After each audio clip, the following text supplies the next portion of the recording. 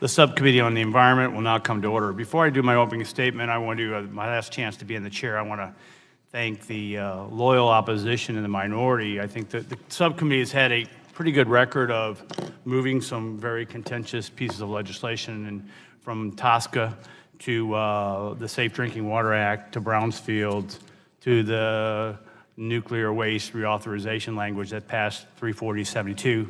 In all honesty, couldn't do it without your help. And so I want to publicly say that and thank you. And now recognize myself for 5 minutes for an opening statement.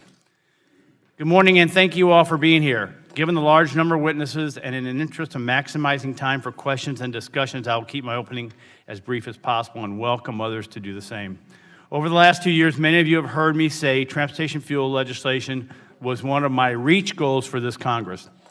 To that end, interested members participated in 3 stakeholder roundtables to get this conversation started, and the Environment Subcommittee held 5 hearings to further explore the future of transportation fuels. I want to thank Chairman Walden for not just allowing but encouraging this effort. I also want to thank the witnesses before us today who actively engaged in those roundtables and hearings, and I especially want to thank Congressman Flores, who co-authored the resulting discussion draft with me. Rather than looking at individual federal transportation fuel policies on their own, the draft 21st Century Transportation Fuels Act takes a wider view of those policies and considers how they might work together to bring more value to consumers and more certainty to stakeholders. The draft would transition from blend-specific mandates to performance-based standards for future fuels and vehicles, remove long-standing barriers to the availability and usability of higher ethanol blends, provide an additional decade of certainty for advanced biofuels, and harmonize EPA and DOT vehicle efficiency programs.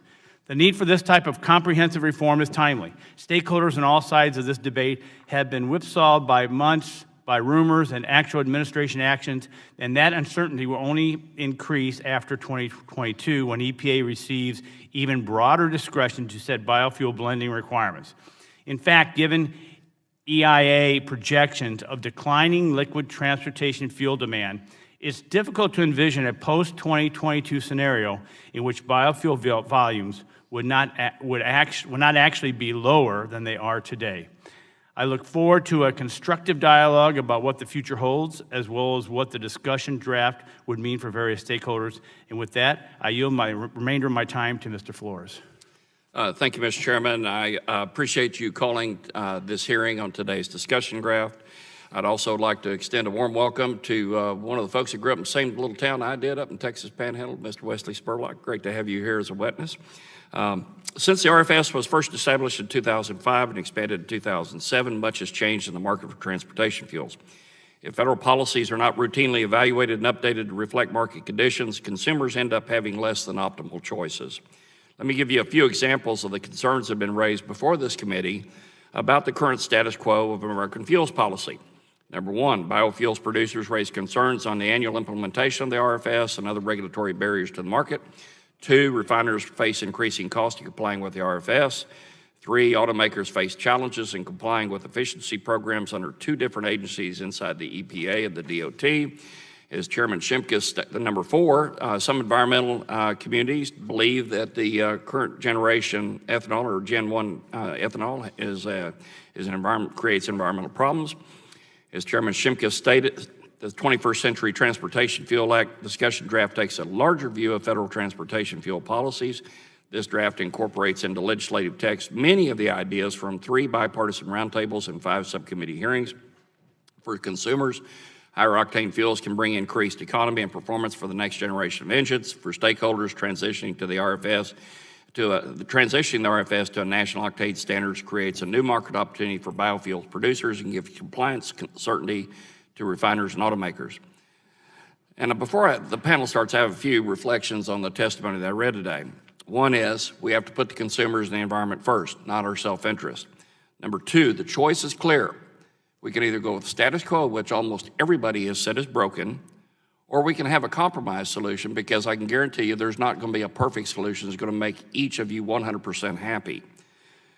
These organizations spent valuable time giving feedback on this, and that constructive feedback was appreciated. Some organizations spent their time bashing other stakeholders. That was not productive. And so the thing I would ask you is to stay engaged and remember that we don't all get 100% of what we want. We're trying to come up with an optimum solution for the consumers, the environment. Thank you, and I yield back the balance of my time. Gentleman yields back his time. The chair now recognizes the ranking member of the subcommittee, Mr. Tonko, for 5 minutes. Thank you, Chair Shimkus. And Mr. Chair, I do want to thank you for your leadership of the subcommittee and your cooperative spirit that has moved us along in the right direction. I agree with your assessment. We've been productive and very successful as a subcommittee. And I thank our witnesses, not just for joining us this morning, but also for our input, your input in this process over the course of the 115th Congress. Before we go any further, I do want to recognize Chair Shimkus and Mr. Flores for all the work that went into producing this discussion draft. For the past 2 years, the subcommittee has hosted 3 stakeholder roundtables and 5 hearings on transportation fuels policy. As we heard at previous hearings, this is a complicated problem with no easy solution, so I appreciate the effort that went into developing the proposal. These members were given an incredibly difficult assignment, trying to find common ground on an issue where many stakeholders say it does not exist. And while I have some serious concerns with the draft as it is currently written, I do think that the chair and Mr. Flores have done an admirable job and conducted a process in good faith to try to create that common ground. For the past 2 years, we have heard about issues with the implementation of the Renewable Fuel Standard Program, which have existed under administrations from both parties. In my mind, the program can certainly be improved. We will hear about the use of small refinery waivers and the challenges with pathway approvals this morning. And despite some flaws, I believe it is critical, whether through RFS or another program, that the benefits of our nation's clean energy transition are shared throughout the country, including rural communities. Unfortunately, this administration's actions indicate that they do not share this belief. We have seen it through unnecessary trade disputes that hit farmers hardest. We have seen it when the President continues to deny the threat of climate change, despite the National Climate Assessment's finding that changes in precipitation, coupled with rising extreme temperatures, could reduce Midwest agricultural productivity to levels of the 1980s before mid-century. These types of actions are harming and will continue to harm rural economies and undermine the goals of the RFS. We should be working on legislation that meets our collective need for a cleaner energy future while directly benefiting and creating opportunities in rural communities. From the start of this process, I have told stakeholders that I support the RFS or its potential replacement to the extent that it results in fewer greenhouse gas emissions. I'm not certain that would be the outcome under the proposal before us, so while I look forward to hearing everyone's feedback, I do have concerns in its current form. I specifically want to mention the proposal's changes to the CAFE program in Title III of the draft. Perhaps all of today's witnesses will acknowledge the potential for high-octane fuels as a method to achieve fuel economy standards. If CAFE compliance will become easier through a high-octane performance standard on top of the administration's freeze of previously announced standards, I do not think we should also provide additional credits to achieve compliance, as would occur under Title III. If we really want to drive efficiency and innovation while creating certainty, this discussion draft should drop the so-called harmonization language and include legislation written by our colleague, Ms. Matsui, to preserve the previously announced CAFE standards. Finally, I want to say perhaps the only thing that will unite today's witnesses, granted it is unity through opposition. It is my belief that the federal government should be advancing policies that reduce demand and reliance on liquid fuels. I'm not naive enough to think this will happen overnight, but we know that the transportation sector is now the greatest source of greenhouse gas emissions in the United States, and that our climate policy must address it. Earlier this year, we held a hearing that focused on electrification, but sadly, none of the ideas discussed are reflected in the 21st Century Transportation Fuels Act. If we're going to do a major overhaul of federal fuel and vehicle programs, we must look at how to further promote EVs as well. For the time being, while liquid fuels continue to be the predominant energy source in transportation, these fuels should be as clean and used as efficiently as possible. I thank you again, Mr. Chair, for your hard work on developing this proposal, and with that, yield back. Gentleman yields back his time. Chair now recognizes the chairman of the full committee, Chairman Walden, for 5 minutes. Thank you, Mr. Chairman. Appreciate that, and I want to thank you and Mr. Flores and others for their work on this recent release of your discussion draft on the topic of our hearing today. You have done an amazing job on this, and it is tough work. And I appreciate the seriousness that you've brought to this matter, and I'm glad you followed through on your promise to push toward a legislative solution rather than let the traditional parties on this issue comfortably sit in their foxholes in perpetuity. It is one of the reasons why this hearing today is so important. This draft did not happen overnight. We all know that. And I want to acknowledge and commend the countless hours both you and Mr. Flores and our staffs and your staffs have spent trying to figure out what makes sense for our nation's transportation fuel mix. As you've already said, Mr. Chairman, over the past 2 years, this subcommittee has held 3 roundtable discussions to educate members and another 5 hearings, today marking the 6th, to fine-tune the committee's understanding of a range of issues related to liquid fuels and the motor vehicles powered by them. Throughout this process, I've been struck by the acknowledgement that liquid fuel-powered motor vehicles are expected to be the dominant type of vehicle used by Americans for decades to come, and no one knows what's going to happen regarding our nation's renewable fuel mix beginning in 2023, which is why this draft is so important. By transitioning to higher-octane fuel blends in vehicles whose engines are designed to maximize fuel efficiency, we can both incorporate more renewable liquid fuels into the fuel supply while also increasing miles per gallon for consumers. I'm pleased the discussion draft includes provisions I strongly support, especially the one which removes the gross inequity in federal fuel policy regarding wood and forest management, so that woody biomass can play a larger role in the RFS program. But as the chairman stated, this draft is not a final product. We all know that. Getting this policy right is not easy, especially with complex and sometimes contentious issues like the renewable fuel standard and vehicle fuel economy standards. Like any major legislation just starting out, it needs additional refinement. I'm interested in learning from the stakeholder expertise about what necessary refinements are needed for this bill and to hear about any important items that are not contained in it but that you believe should be. I'm also concerned about what makes sense for the interests of consumers, especially as it relates to access to and pricing for and the availability and quantity of the engines and fuels that consumers demand or that the federal legislation requires.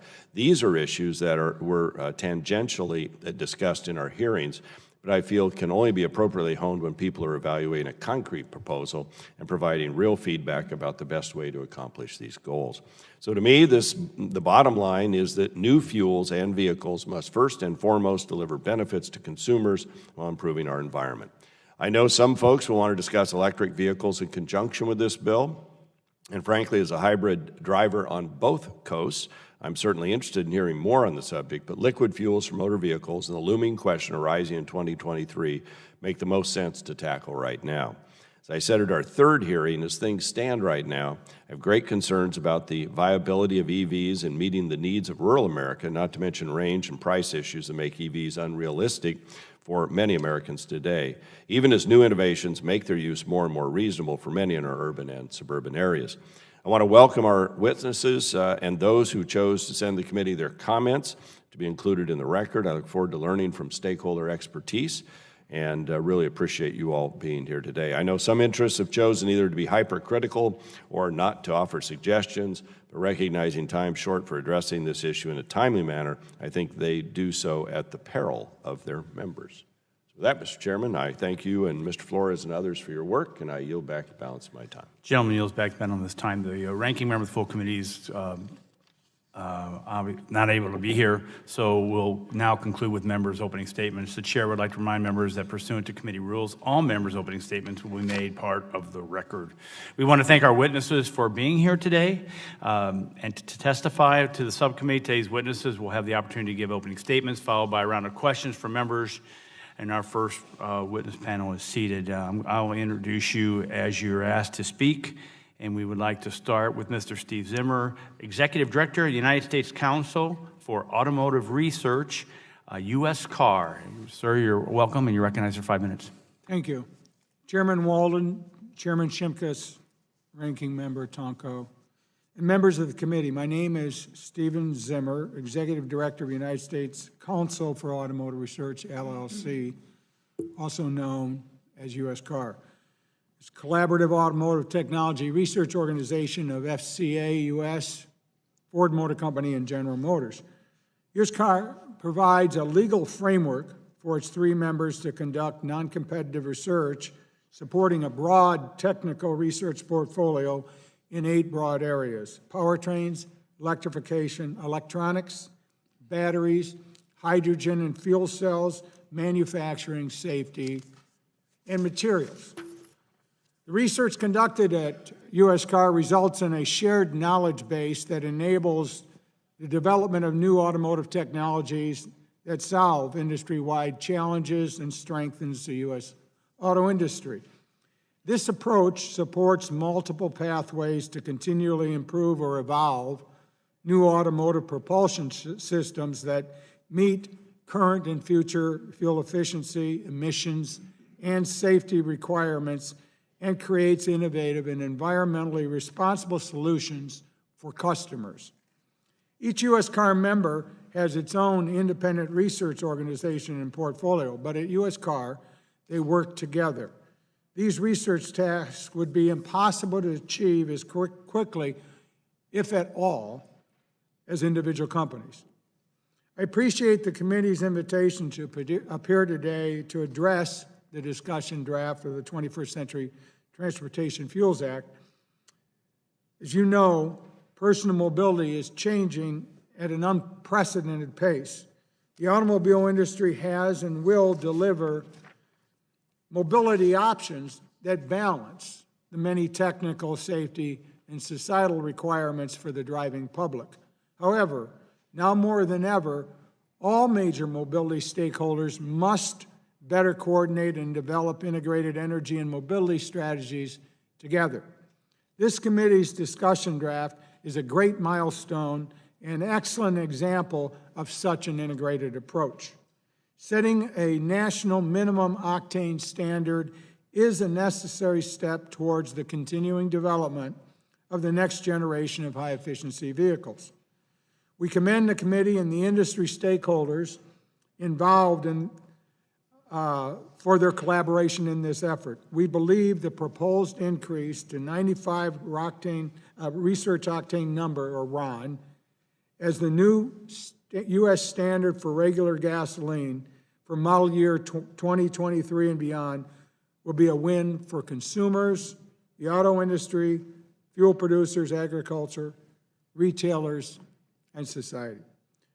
U.S. Car and its member companies are encouraged by the proposed 21st Century Transportation Fuel Act. The discussion draft provides an excellent starting point for national octane standard legislation. Higher octane rated gasoline facilities and the development of more efficient spark ignition engines. It is estimated that an increase in RON to 95 enables an average 3% improvement in fuel economy of newer vehicles. Increasing octane is beneficial for virtually all spark ignition engines, regardless of the manufacturer, engine size, or architecture, and does include both hybrid electric and plug-in hybrid electric vehicles. While establishing a new 95 RON grade is the critical piece of this proposed approach, it doesn't preclude the availability of a higher RON octane grades for use in high-performance vehicles. In Europe, 95 RON is regular, while performance grade is 98 RON or higher. While we view the discussion draft as a significant step in the right direction, we have some concerns and questions regarding several provisions. These include the provisions relating to a waiver for fuels containing up to 20% ethanol, vehicle design requirements, and misfueling provisions. U.S. Car and its member companies look forward to working with the committee to address our concerns and other areas of the legislation. Ultimately, we believe the discussion draft led by this committee is the only viable near-term pathway for implementation of a 95 RON minimum and the benefits it can deliver. U.S. Car members are ready to move forward and implement this initiative. Thank you again for the opportunity to be here with you today and to provide testimony in support of this discussion draft proposing a high-octane fuel that will enable higher efficiency vehicles. Thank you very much. Thank you. Chair now recognizes Mr. Timothy Columbus, General Counsel, Steptoe and Johnson, on behalf of the National Association of Convenience Stores and Society of Gasoline Marketers. You are recognized for 5 minutes, sir. Here we are again, Mr. Chairman. Mr. Chairman, Ranking Member Tonko, members of the committee, my name is Tim Columbus. I'm with law firm Steptoe and Johnson. I appear today on behalf of our clients, the National Association of Convenience Stores and the Society of Independent Gasoline Marketers of America. These associations represent something over 80% of the retail fuel sales in the United States. At the outset, it's important that you understand that neither association today has a position on the the discussion draft we're talking about. We do not support it. We do not oppose it. We commend the committee and the staff who've put a lot of time into this, and we think it's an excellent start. There's still questions that you have to answer and we have to answer before we know where we'll end up on this. In my written statement, I touch on a number of issues and suggestions. I'm going to touch on only 5 of those today. Specifically, we would suggest that the draft language be modified to 1, make clear that any technological solution adopted to prevent misfueling must be cost-effective for the automakers, but also for retailers. It is important to the retailing community that we don't end up carrying the costs of implementation on this ourselves. These are mostly small businesses, and they're very cost sensitive. They will be happy to do their part, but this is going to have to be everybody doing their part.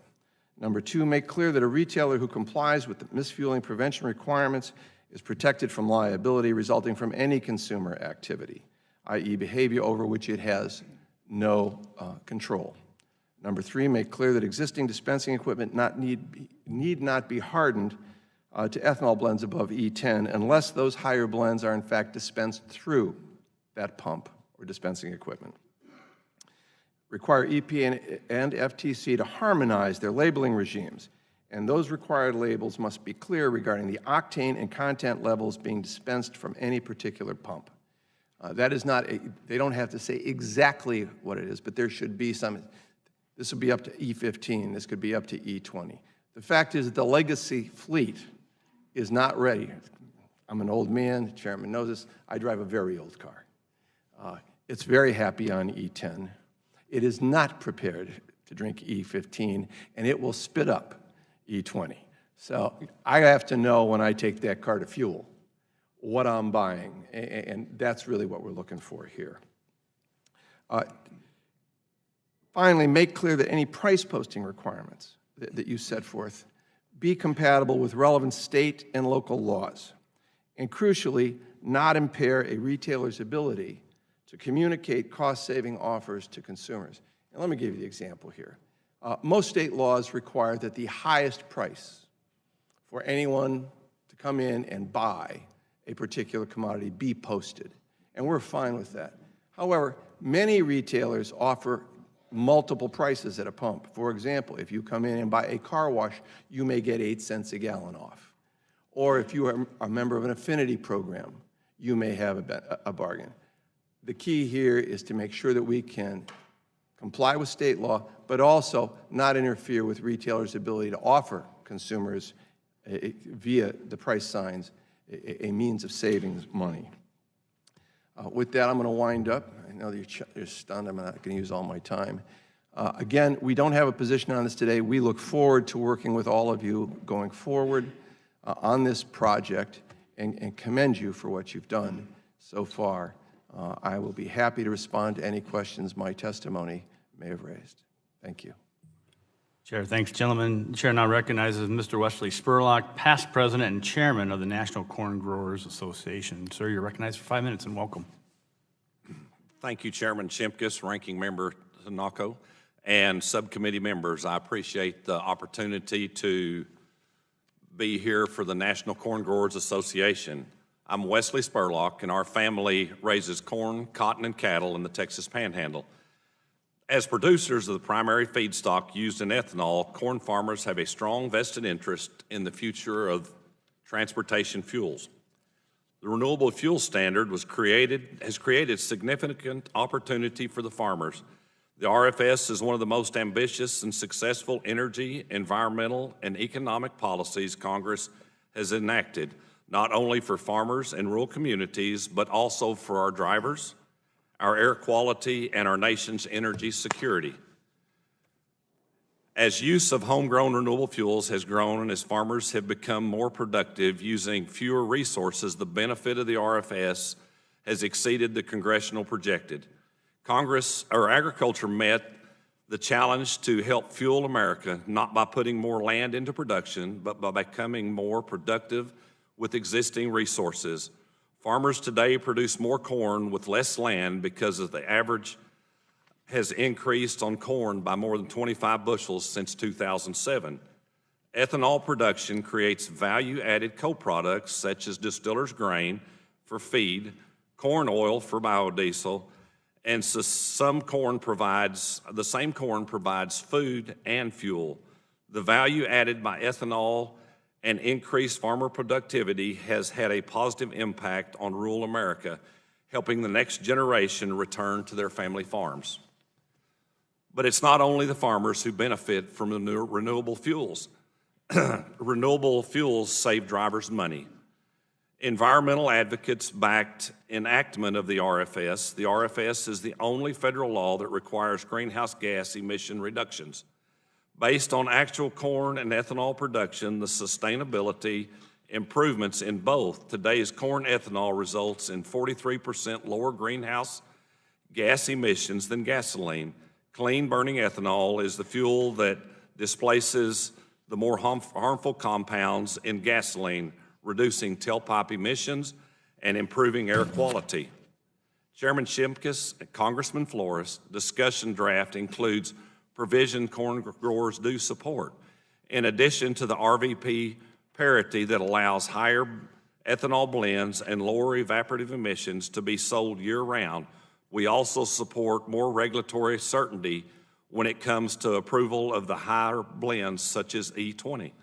We support a high-octane vehicle test fuel so automakers can expedite new optimized vehicles. However, NCGA believes this discussion draft would undo successful renewable fuel policy. The net impact of this proposal would not maintain the market access renewable fuels currently have with the RFS and offer opportunity to expand ethanol as an octane source. Corn growers support high-octane fuels such as mid-level ethanol blends. We know high-octane fuels would give automakers the ability to design optimized engines with greater fuel efficiencies and with fewer greenhouse gas emissions. Ethanol is the lowest cost, lowest carbon octane source. Today's corn production practices are increasing soil carbon sequestration, and ethanol's carbon footprint is shrinking. NCGA recently submitted comments on the administration's safe vehicle rule outlining the fuel economy of emissions benefits from a high-octane, low-carbon, mid-level blend. We recommend regulatory steps that would remove barriers to fuel competition and high-octane fuel. An octane standard such as 95 RON that refiners can easily meet with current premium fuels cannot replace the market access for renewable fuels provided by the RFS. We cannot continue to reduce emissions with an octane standard that could be met by using octane from hydrocarbons. Chairman Shimkus, corn growers are grateful for your advocacy for farmers and the renewable fuels. We appreciate the time you have spent considering future transportation fuel needs. We also appreciate being asked to contribute to today's discussion. Second, the committee undertakes future legislative discussion. We ask that incoming Chairman Pallone and Tonko consider NCGA a source on renewable fuels policy and allow us to continue to work with the committee. Thank you. Thank you. Chair now recognizes Ms. Emily Score, Chief Executive Officer of Growth Energy. You're recognized for 5 minutes and welcome. Thank you. Chairman Shimkus, Ranking Member Tonko, members of the subcommittee, thank you for the opportunity to provide our perspective on the discussion draft being discussed today. My name is Emily Score, and I'm the CEO of Growth Energy, the leading ethanol industry association representing 100 producer plants, more than half of the industry's total production. A transportation fuel mix with more ethanol lowers costs for consumers, revitalizes our country's rural economy, and improves our environment. Our members thank you for attending to our 21st century transportation needs and recognizing the importance of high-octane fuel in continuing to advance these national interests. We have thoroughly reviewed the discussion draft and applaud the authors for, first, recognizing that octane plays a critical role in helping automakers meet fuel economy and greenhouse gas standards. Second, allowing the year-round sale of higher ethanol blends like E15. And third, granting federal approval for fuel beyond E15, demonstrably supporting the research that affirms ethanol blends above 10% do not harm passenger vehicles. However, where we believe this draft falls short is in the assumption that the Renewable Fuel Standard, the RFS, is broken and needs to be fixed. We wholeheartedly disagree with that perspective. In fact, despite years of mismanagement, the RFS has fulfilled its congressional intent to increase domestic energy supplies, improve farm incomes, and reduce carbon emissions, with the added benefit of lowering the price at the pump. By any objective measurement, the RFS has been an overwhelming success. Repealing the RFS is unnecessary and will further destabilize a struggling farm economy and ethanol sector. Moreover, the draft does nothing to stop EPA's continued misuse of the Small Refinery Exemption Authority, or even acknowledge the agency's unprecedented and possibly illegal use of this authority. EPA has already waived up to 2.25 billion gallons of biofuel blending, undermining demand by failing to reallocate those gallons in line with congressional intent. And we face additional exemptions for 2018 and in the recently released 2019 RFS rule. We applaud the examination of an octane standard, but the draft's proposed 95 RON is easily met with today's premium gasoline, which costs consumers about 50 cents more per gallon than regular fuel. A recent report from the Energy Information Administration cites that refiners would only need to make minor operational adjustments to supply the increased octane requirement of a 95 RON baseline fuel. And in previous congressional testimony, refiners stated that they plan to meet the 95 RON fuel standard with a current 10% ethanol blend. Today, ethanol is 25 cents less per gallon than gasoline and was as much as 90 cents lower earlier this year. As I've previously testified, the past decade has shown oil companies will actively ignore economic incentives to prevent market entry of higher ethanol blends. Only by coupling a stable RFS to maintain market access with a significant boost in octane from a mid-level ethanol blend can consumers realize significant cost savings, increased engine efficiency, and substantial environmental benefits. Unfortunately, this draft as proposed will lead to reduced blending of cleaner biofuel, and it will raise fuel costs for American drivers. We commend the authors for following sound science in approving E20, but the draft provides minimal guidance on approving ethanol blends beyond E20. E15 was approved nearly a decade ago, and we are still working through hurdles erected to keep this legal fuel out of the market. This draft should recognize and seek to eliminate the myriad challenges to approving ethanol-blended fuels to enable a reasonable pathway for their entry into the marketplace. While one of the draft's primary goals is to make the U.S. fuel supply uniform, it does not unify the availability of ethanol-blended fuels above 10%. Simply preventing future actions does nothing to break down state-level hurdles that exist today. This draft may even block a state from moving forward with higher blends. We must avoid backsliding on the progress of the RFS, which has helped launch a more affordable, low-carbon alternative to traditional petroleum fuels. While we do support certain aspects of this discussion draft, we believe it misses an opportunity to lay out a bold vision for the future of affordable liquid fuels and to make a significant impact, restoring growth in America's rural communities and decarbonizing our nation's fuel supply. Thank you, and I look forward to your questions. Chair, thanks. The gentlelady. The chair now recognizes Mr. Jeff Cooper, President and CEO of the Renewable Fuels Association. You're recognized for 5 minutes. Thank you. Good morning, Chairman Shimkus, Ranking Member Tonko, and members of the subcommittee. My name is Jeff Cooper, and I am the new president and CEO of the Renewable Fuels Association, the national trade group representing the U.S. ethanol industry. I want to thank the chairman and the members of the subcommittee for your thoughtful consideration of our nation's future energy policy needs and objectives. RFA has been an active participant throughout this process, and we have appreciated the opportunity to share our perspectives on the vital role that biofuels can play in our energy future. The draft legislation we are here to discuss today represents an important first step forward in the debate about future fuels policy, and specifically the role of high-octane fuels.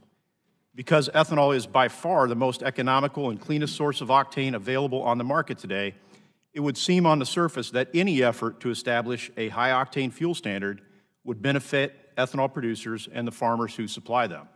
But it's not quite that simple. As currently drafted, RFA cannot support the proposal because it falls short of providing the future market certainty and the clear path to growth that our industry needs. By eliminating the renewable fuel standard requirements for conventional biofuels in 2022 and adopting a no-growth methodology for advanced biofuel requirements through 2032, the draft bill would destabilize the considerable progress our nation has made toward greater energy security, economic vitality, and environmental health. We simply cannot support eliminating the RFS program as the draft envisions without a much stronger signal to the market that ethanol's role in our fuel supply will continue to grow. Even though ethanol is far superior to other octane boosters in terms of cost and environmental performance, a 95 RON standard, when paired with elimination of the RFS, would not result in increased market opportunities for ethanol. To the contrary, we believe a 95 RON standard in the absence of the RFS or other environmental performance requirements could reduce demand for ethanol.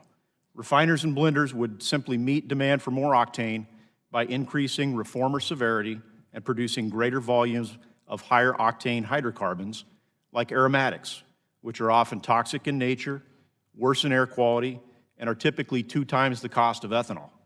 Thus, consumers would just end up paying more for dirtier gasoline. In fact, a new EIA commission study concludes that oil refiners would have, quote, no problem, quote, meeting a requirement to produce 95 RON gasoline beginning in 2022, and assumes refiners would meet that standard with E10 gasoline. The study found that, quote, no significant changes in refinery configuration or throughput would be required to meet the minimum 95 RON gasoline requirement, end quote. And contrary to testimony previously offered to this subcommittee, the EIA study finds, quote, no industry-wide capital-intensive projects would be needed to meet the requirements, end quote. There are elements of the discussion draft that we do find very encouraging. We appreciate the provision requiring automakers to warrant vehicles built in 2023 and later for E20, and we welcome the requirement that EPA approve an E20 fuel waiver. However, we believe ethanol blends above E20, like E25 and E30, will be necessary to deliver the octane levels that best facilitate greater fuel economy and emissions reductions. We also very much appreciate that the discussion draft again demonstrates this subcommittee's support for addressing the antiquated RVP barrier that is currently keeping E15 out of the marketplace on a broader scale. In closing, RFA strongly believes a high-octane fuel standard can work in concert with, not in conflict with, the RFS. The measures would be complementary, and the RFS would assure that clean, renewable octane sources like ethanol are able to access a high-octane fuel market that might otherwise be closed to competition. With proper oversight and implementation, the RFS can continue to work in tandem with a high-octane fuel standard to continue to drive innovation, support rural economies, and provide cleaner fuel choices at the pump well beyond 2022. We thank you again for starting this very important conversation and look forward to its continuation. Thank you, and I look forward to your questions.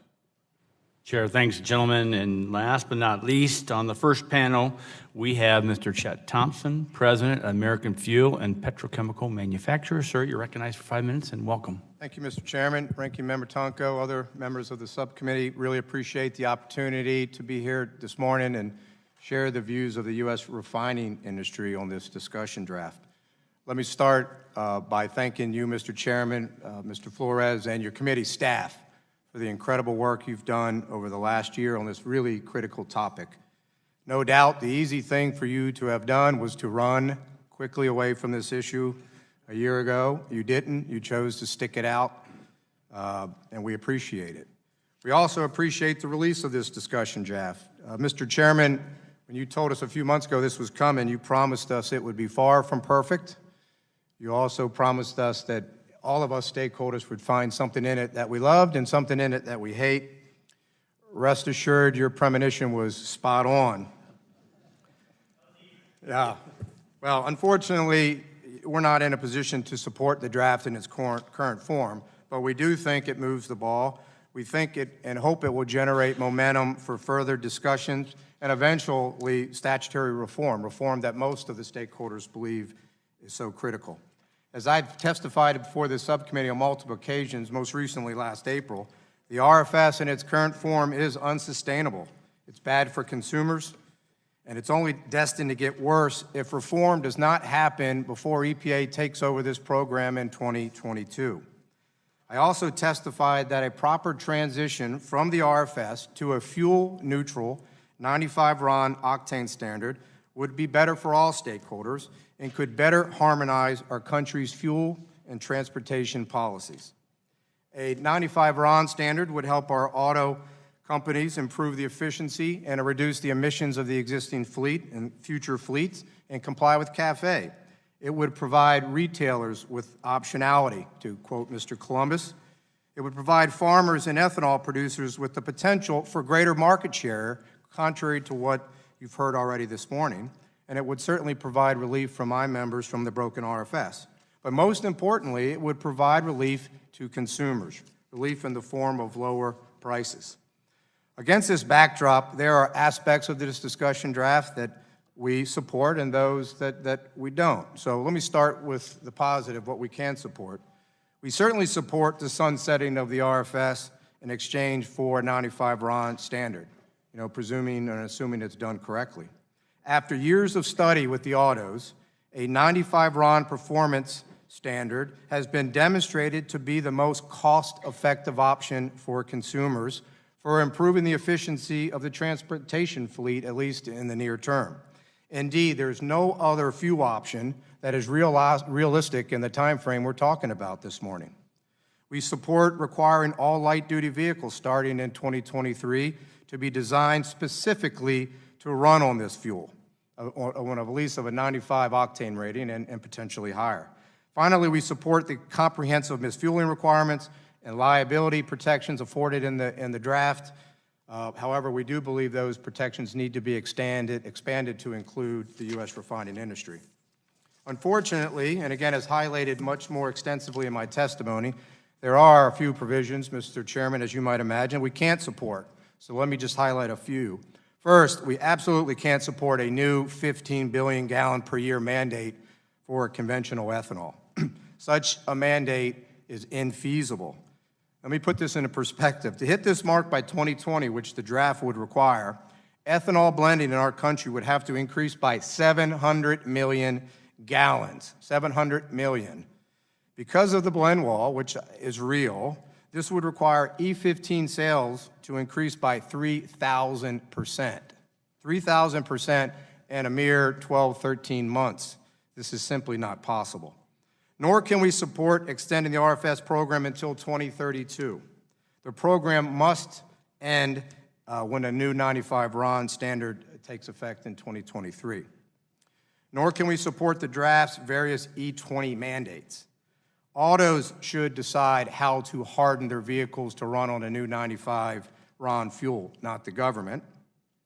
And environmental and technical analysis that support sub-sim determinations, they can't be short-circuited through legislation.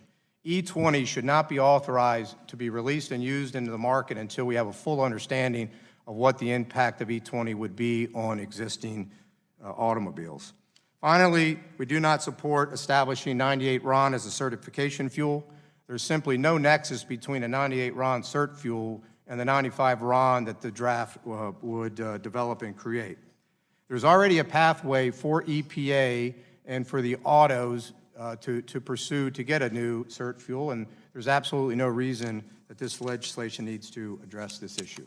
So again, in closing, let me say we appreciate your leadership over the last year, Mr. Chairman. Again, Mr. Flores and staff, we appreciate everything you've done. There are real opportunities here. The folks at this table have been at this for many years, and we believe we're really starting to advance, and there's lots of opportunities around a 95 RON standard. We hope this remains a priority for this subcommittee next year. So I look forward to answering any of your questions. Thank you. Chair, thanks, gentlemen. We appreciate you all being here today.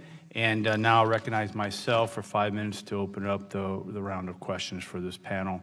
2022 is a real date.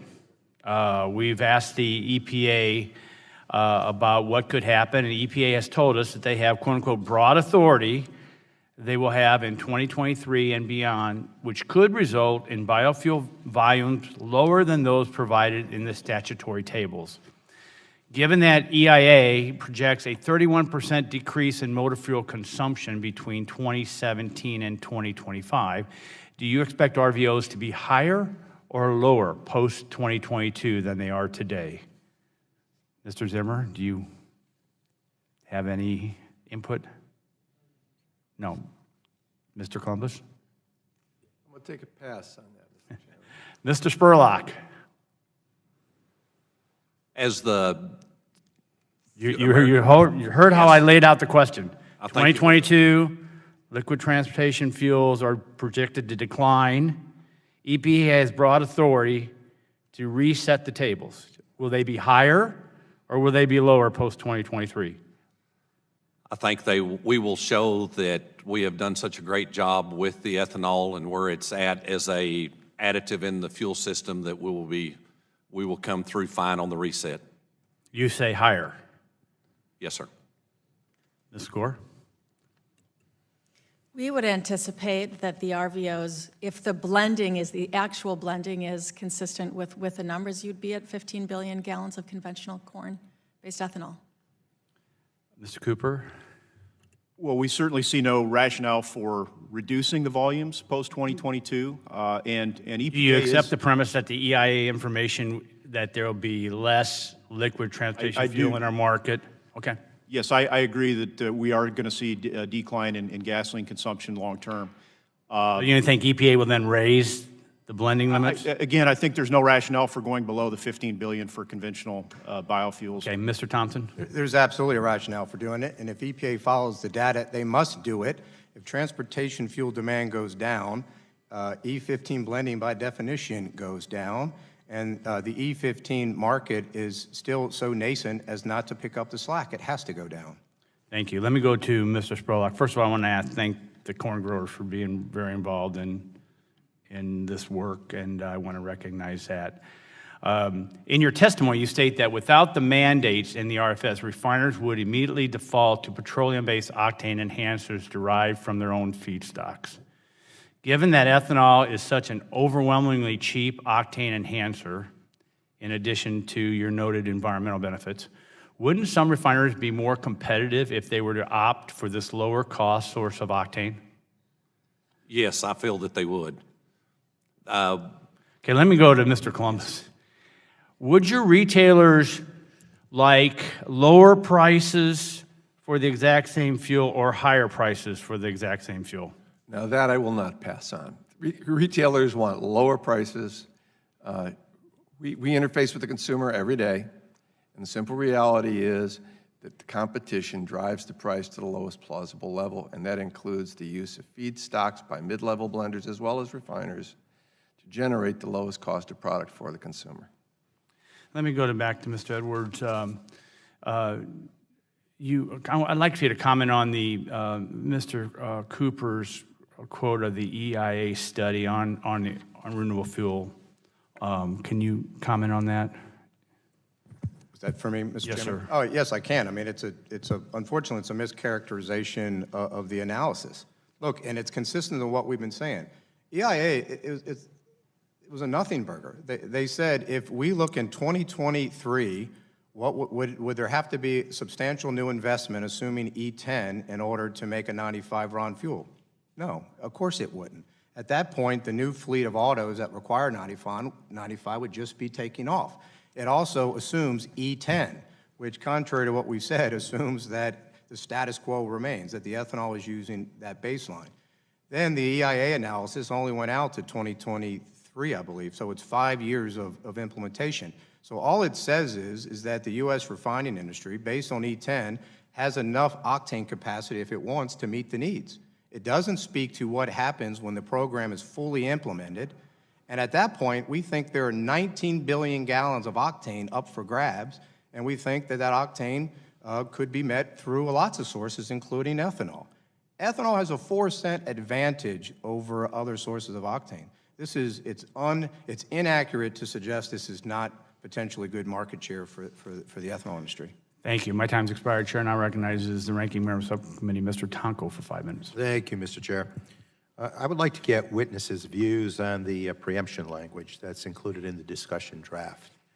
While California's low California fuel standard is not strictly an ethanol law, ethanol is certainly one potential pathway to compliance with the law. Based on your reading, do you have any thoughts as to whether Section 204 would prohibit another state from adopting a low-carbon fuel standard similar to that of California's program?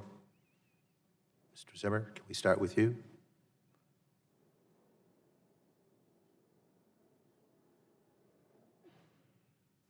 Excuse me, I don't have a comment on that specific question.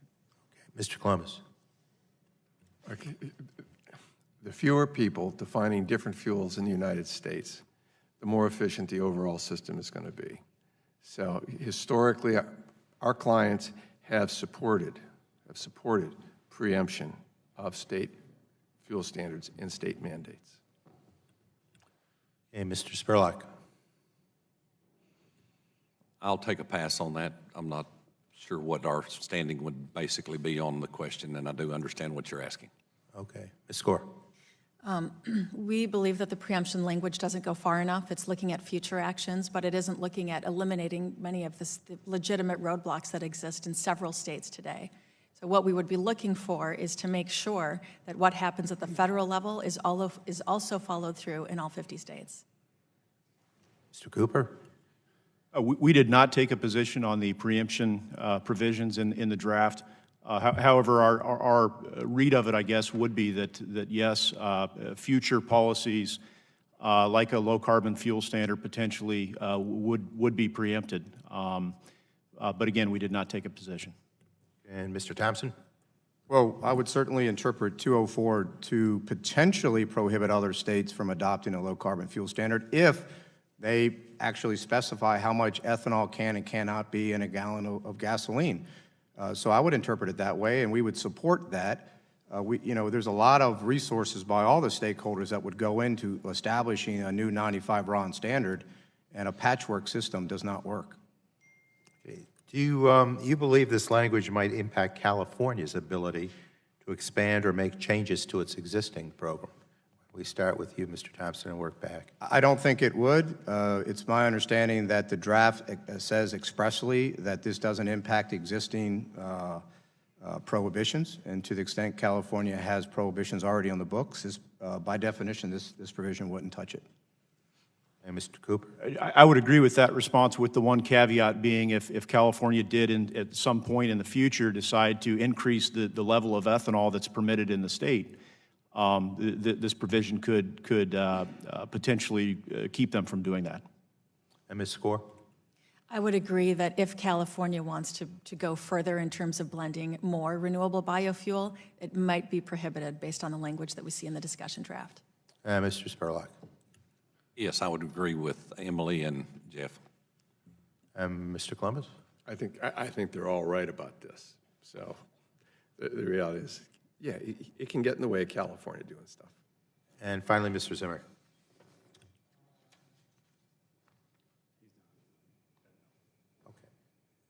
Okay.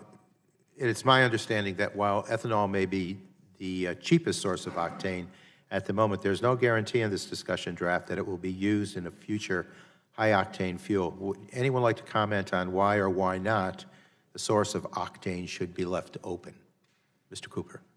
Well, thanks, and I'd like to use my time responding to that question to really respond to what Mr. Thompson said about the EIA report.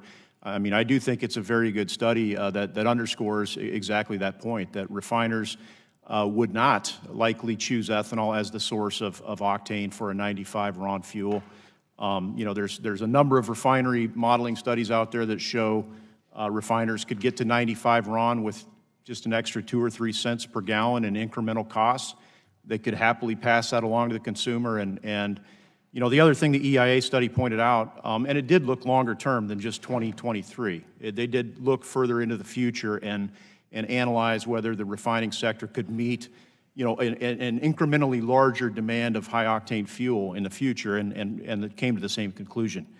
The study also found that there is a significant amount of underutilized reforming and alkylation capacity today in the refining sector that could easily be switched on to provide that extra octane. And Ms. Score? You're absolutely right. By taking away the guardrails provided by the RFS that enable market access, you're essentially closing the market from competition.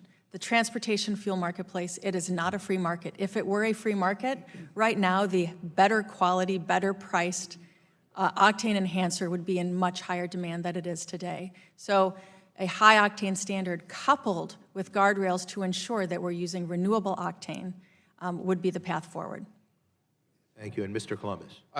With respect, I disagree with Ms. Score. I think the most important thing is that refiners are not the only source of motor fuel in the United States.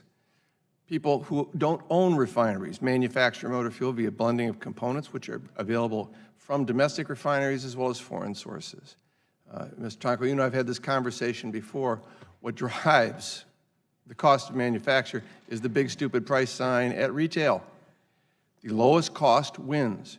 If a refiner wanted to forget about the lowest cost octane source in the country, I don't believe his competitors would permit that in a commercial sense. Competition actually works. Time's expired. The chair now recognizes the Chairman Emeritus, Joe Barton, for 5 minutes. Well, thank you, Mr. Chairman.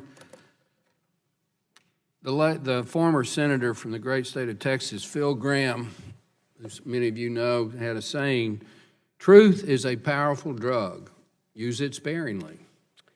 And as a retiring member, this may be my last hearing after 32 years on this committee. So I'm going to tell us what I think are some Barton truths. Now, they may not be truth, but I think they're truth. First of all, I think that Mr. Flores and Mr. Shimkus have done a very good job of trying to patch together a compromise bill that's good politics, and I think it would also work. I don't think it'd work perfectly, but I think it'd work. And I think the politics of it potentially work. But having said that, let me give you the Barton bill and just raise the hackles on everybody's hair in this room. I'd repeal every existing regulation and law on oxygens and CAFE standards. Repeal them all, except for a few. I'd maintain the oxygen requirement in the Clean Air Act. I think that makes sense. I would require that any money put into the Leaking Underground Trust Fund, which the acronym is LUST, actually be used to clean up leaking underground storage tanks. And I might, and I would listen to my corn growers on this one, I might keep the quotas on imported ethanol. I might not. But I would repeal everything else. If we did that and went to a pure market for ethanol, it would work. It would work. Back in 2005, when I was chairman, we passed the Energy Policy Act of 2005, and at the request of then Speaker Denny Hastert, we put in mandates to use ethanol or renewable fuels. We also created a lot of research programs for renewable fuels and alternative energy. And if you look at the energy markets in the United States today, solar's doing very well, wind's doing very well. Although the ethanol market's been up and down, I think you could argue that at least it's a mature market. It's not a struggling startup market. But then 2007, we came back and increased these mandates, and we also increased the fuel, the CAFE standards. And the current law, folks, is unworkable. It's not going to work. And come 2020, don't kid yourself, if we throw all this to whoever's running EPA, they don't have any magic wands over there. They're not going to be able to bring order out of chaos. So again, I want to go back to Mr. Shimkus and Mr. Flores. They have tried to look at the politics of it, I think, and they've tried to come up with something that works. Now, having said that, we're certainly not going to mark this bill up tomorrow and put it on the floor next week and go to the Senate and the Senate miraculously pass it. But you've got a fighting chance to do something in the next Congress. So this is a good place to start. So my question, and since this is the question period, Mr. Chairman, you've got to ask at least one question. I can't just vent here. You haven't done that before, though. So. Yeah, I have. So I'm going to ask Mr. Thompson. You won the lottery here. If we did what I said, pass the Barton bill, and the politics of that are terrible, so I know that's not a starter, but it is true. Would ethanol be used? Would there be a market that ethanol would compete for and be successful competing? Corn-grown ethanol from the United States. Well, thank you for the question, and we would support the Barton bill. But absolutely, ethanol would continue to compete. The RFS could go away tomorrow, and E10 would be the dominant fuel in this country. It is the cheapest source of octane. And as you know, when you go to the pump, we're trying to put octane into the fuel, from regular grade up to premium grade. It is the cheapest source of octane. It has a 4-cent advantage over anything else. E0 is 22 cents more expensive to make than E15, and it's like 15 cents more expensive than E10. My guys are a lot of things. Wasteful of money is not one of them. The refiners own 20% of the ethanol market. Ethanol is here to stay. This notion that it won't be is it's inconsistent with reality.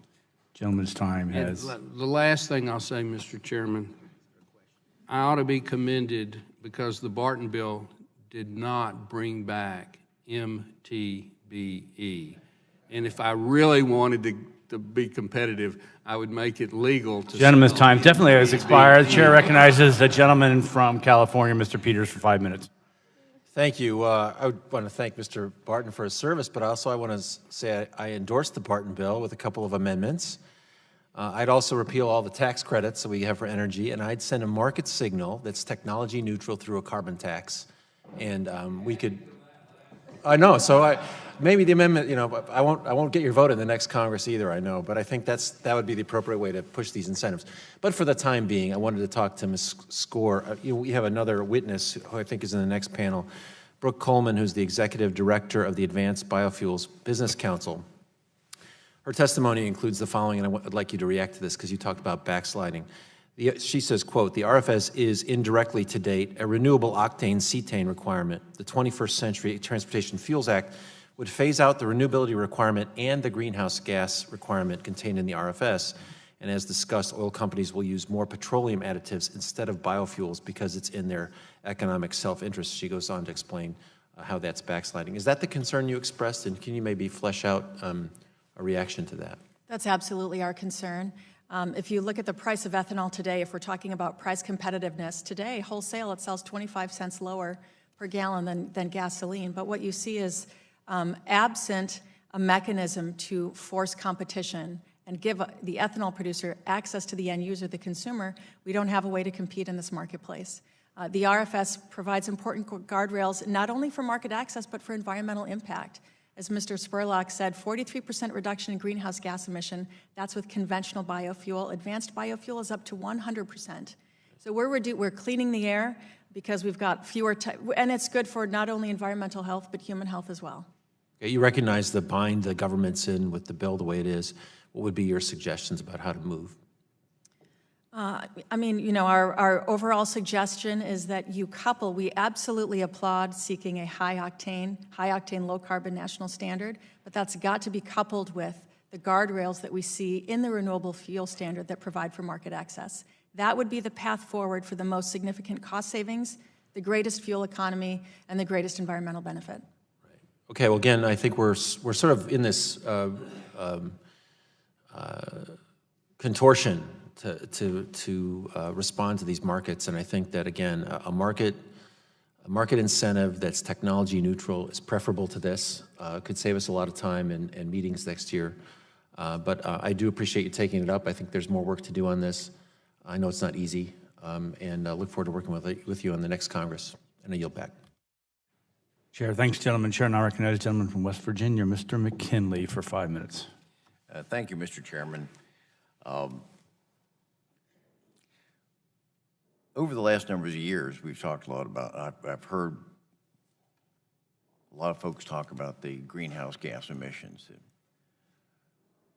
and how we need to address it through a variety of standards, regulations, or whatever. But this is a summary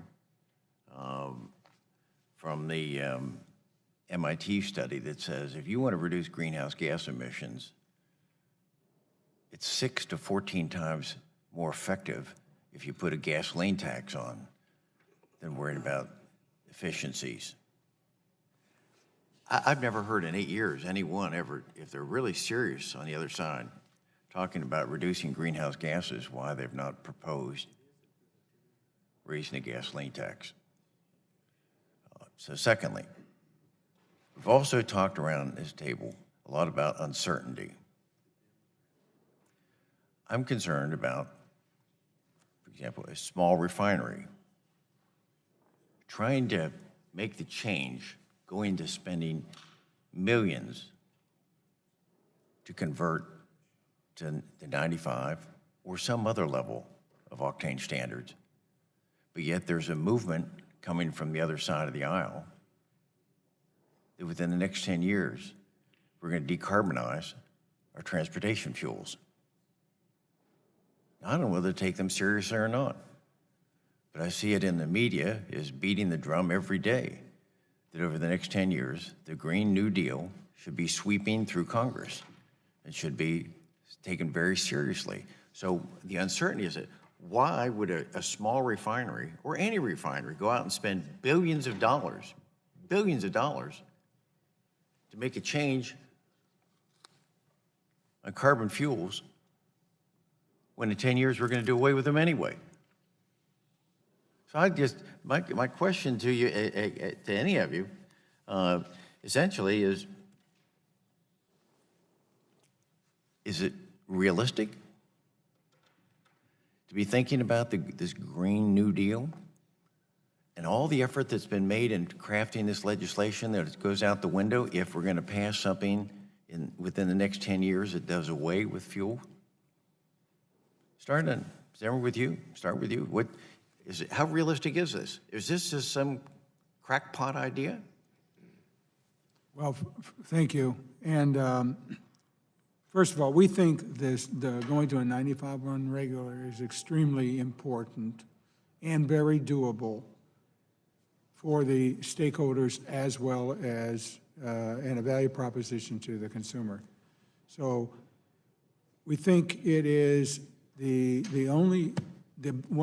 low-cost solution to improving the fuel efficiency of vehicles, and it's broadly applied, and it will impact. But if we're trying to eliminate greenhouse gases, why isn't someone promoting a gasoline tax? Because it's proven time and time again that that's going to be the quickest way to eliminate greenhouse gases. But no one's doing that. So we're talking about a regulation. I want to know more about what effect. We're going to see a lot of debate over the next 2 years over this Green New Deal. Is it realistic to do away with fossil fuels in transportation, as they're calling for? I'd like to hear from any one of you. I only have a minute left. In the short term, sir, no. It's not going to happen in the short term. And I certainly commend Mr. Tonko and his colleagues for starting that conversation. There are a lot of things about EVs that have to be sorted out. There are a lot of things about EV recharging structures that have to be sorted out. I can remember many years ago, people talking about we're going to have... Can we have the other people answer as well, just so yours is it's not realistic? Spurlock? As we look at the news recently, and we're talking about putting a high fuel tax on in order to improve greenhouse gas and cut the fuel down, I think if we look at what's happening in France, that's what they try to do, and France. that is not working very well publicly right now. Liquid fuels will remain the dominant fuel source for many years to come, and so what is realistic is to look for ways to provide automakers with greater fuel economy, consumers with cost savings, and cleaner air. So there is an important conversation to be had and a path forward in that regard. Thank you. It takes roughly 17, 18 years for the fleet to turn over, right? So every new vehicle being sold today, the overwhelming majority of which are internal combustion engine liquid fuel vehicles, are going to be around on the roads driving on liquid fuel for, you know, the better part of the next 20 years. It is going to take a long time to get to the electric vehicles and some of the ideas that are contemplated in a Green New Deal. So, you know, we think there's an immediate opportunity to help decarbonize that liquid fuel that's going to be used in that intervening period. Yes, we firmly believe fossil fuels in the internal combustion engine will be here for many decades to come. Thank you. I guess one of my Gentleman's point time that is- I'm worried about, Mr. Chairman, and as we close out on this, is small refineries are going to be challenged under this. I just hope there's some language, something can be worked into your bill that takes care of those small refineries, that gives them some protection as compared to the larger, the marathons and the mobiles. We'll talk about that. The gentleman's time's expired. back. The chair now recognizes the gentleman from Texas, Mr. Olson. I thank the chair. I'd like to open my questions by saying congratulations to Chairman Shimkus, not only for this bill, but this past Saturday, his Army squeaked by my Navy in a football game in Philadelphia. I was being kind and didn't dig anything into you, so it's your mouth to God's ears, right? I said congratulations, Fred, congratulations. Also congratulations to my Texas colleague, Bill Flores. You guys have done a lot of hard work to get this bill where it is right now, this discussion draft. It's too late for this to become law in this Congress, but the table has been set for real action in the 116th Congress, and thank y'all for that. My first question is for you, Mr. Zimmer. In your testimony, you mentioned that 95 RON is a, quote, fundamental enabler, end quote, for lowering emissions. As someone who represents an area that's made great emissions progress, Houston, Texas area, and is making every effort right now to reduce emissions, but are still in noncompliance, I know that vehicle emissions are critical to continuing this trend we've seen. My question is, can you talk about what sort of environmental benefits we'd see from moving to 95 RON? Thank you for the question. We believe that 95 RON combined with engines that are designed to use it effectively, and it's that system that's very important, can achieve on average 3% fuel efficiency across the board. And it's, you know, a broad spectrum of products.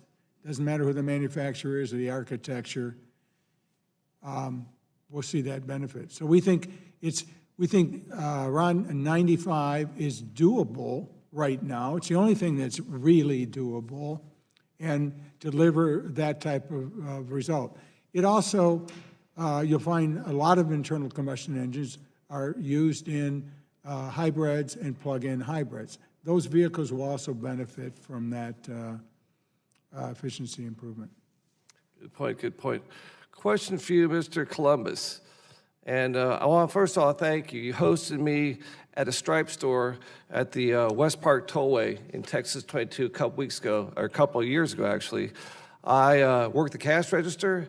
I rolled out the worst tortillas ever in American history. Terrible, terrible, terrible. And I also pumped E10 gasoline. And so most Americans have no idea at the pump what we're talking about today. They just hear the word ethanol and see it on the gas tank, but have no implications, no idea what happens to their whole vehicle system with this in the product.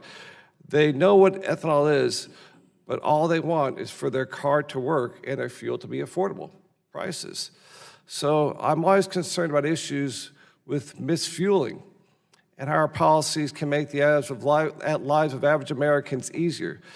Can you talk in your open statement, you had some comments about issues with misfueling. How about more details on what you see at your stores with misfueling challenges with E15 today, and how these new challenges going forward may impact the price of the pump and also just the perception of people when they're paying for their gasoline? Okay. With respect to E15, as you're aware, in many areas of the country, we can only sell it 8 months a year because of the ozone season. So in that sense, the product's had a very hard time catching on going forward. There are many retailers who do not have the facilities at their retail outlets to sell anything more than E10. The Environmental Protection Agency requires a retailer to be able to demonstrate on an affirmative basis that his dispensing and storage equipment is compatible with whatever's in the ground with the product. So having said that, our experience is that, very simply, consumers want the lowest cost motor fuel they can put their hands on which their cars will run. In my comments, I said, as long as people are aware, this car is warranted up to E15, this car is warranted up to E20, whatever. As long as those levels are posted at the retail outlet, the overwhelming preponderance of consumers take, in their own self-interest, that into account and fuel properly. There are those for whom I have for no help. I cannot help people who put gasoline in a diesel engine. I cannot help people who see a big sign that says this car has to be used for something. Don't use this fuel for anything before 2001 model year and pump it into my 1987 car. If I do that, it's my fault, it's not the retailer's. But I believe that low-cost provider still wins in the retail market. Thank you. What time do you back? Gentleman's time expired. Congratulations, Mr. Chairman. Thank you very much. 3 years in a row. Streak. Chair now recognize the other gentleman from Texas, Mr. Flores, for 5 minutes. Thank you, Chairman. I appreciate all of you participating in this hearing today. So let me start with one question for each of you, and that is, you've got two options. One is keep status quo the way it is today, make no changes, let the regulatory agencies sort out how CAFE is going to work, how the emissions requirements are going to work, and how the RFS is going to work. So that's option A.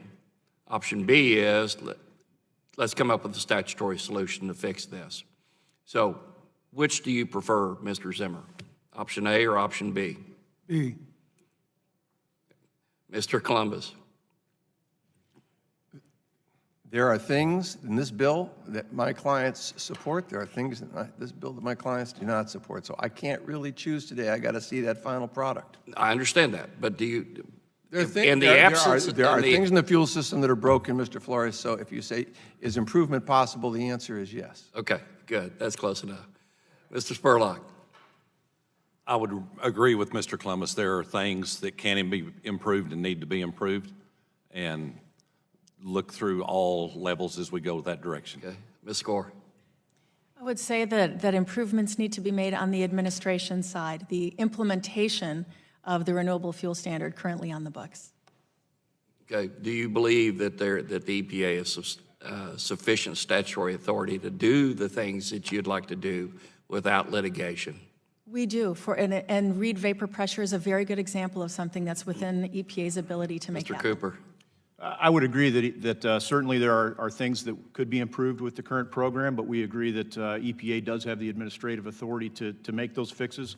In fact, they have the administrative authority to adopt an octane. So are you and Ms. Gore saying that no statutory solution is the preferred outcome? Is that what I'm hearing from you? If option B is the draft currently. That's not what I asked. Okay. I mean, option B is a statutory solution going to be a better solution than relying on the uncertainty that currently exists with the law and the administrative structure. I think it depends on what that statutory Okay. solution looks All like. right, Mr. Thompson. Yes, we support legislative reform of the RFS. Okay. Well, every roundtable we've had, and almost in every hearing we've had, virtually every one of you has always said the statutory solution is better. And so that's the reason we need to stay engaged on this rather than trying to run to, as you heard earlier, run to our respective foxholes and not get anything done. Mr. Columbus, one of the things that has been claimed is that the consumer doesn't really control the cost of gasoline. I mean,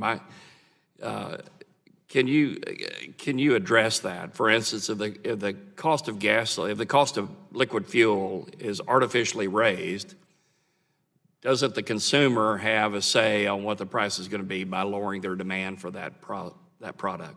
Oh, I think the short answer to that is absolutely. First of all, I don't know how you artificially raise the motor fuel price. If we knew how to do that, I am telling you, we would have done it a long time ago. I always laugh about the price signs, but this is the most transparent commodities market on the face of the earth. So at the end of the day, the consumer... It drives price down every day to the lowest level, to the level the low-cost provider is prepared to sell it. So if we're talking about increasing octane, the consumer is going to revolt if the refining industry, if the suppliers elect anything other than a lowest cost solution. Would you agree with that? Totally. Okay. I promise you they will vote with their feet. Okay, so there's no incentive for Mr.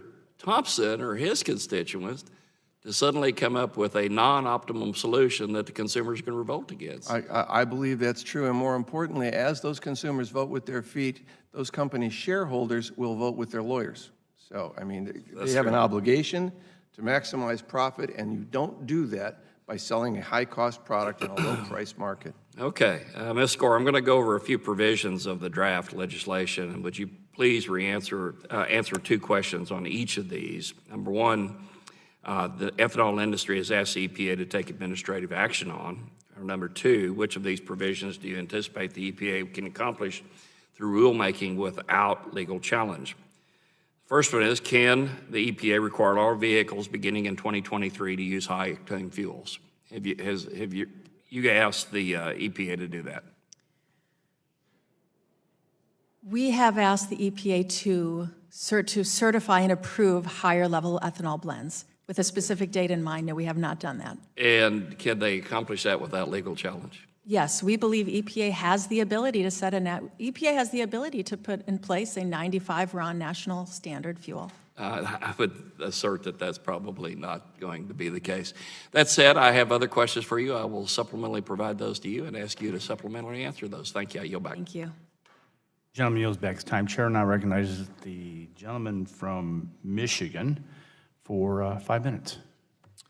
Thank you, Mr. Chairman, and thank you for holding this subcommittee hearing today and for working continuously to address the issues with the RFS. I know it's something that you and Mr. Flores have worked on for some time, and you've held numerous roundtables and hearings on this issue and heard from all parties involved numerous times, and I, for one, would like to see these issues finally resolved, but in ways that I and my constituents would like them to be resolved. It's no secret that I'm an avid Harley rider, and any vehicle with an engine between two wheels. I'm also the co-chair of the Congressional Motorcycle Caucus and have concerns there as well. I also have the pleasure of representing the Great Lake State of Michigan, which is surrounded by most of the 20% of the world's freshwater resources and filled with boating enthusiasts all around that state and connected to other states as well. So they have obvious reasons to be concerned about fuel in their engines and motors as well. Michigan is also the birthplace of the modern auto industry and continues to be very much concerned in that area with a lot of research and development. But it's also the place that is very much given to antique and classic vehicles, one being my own.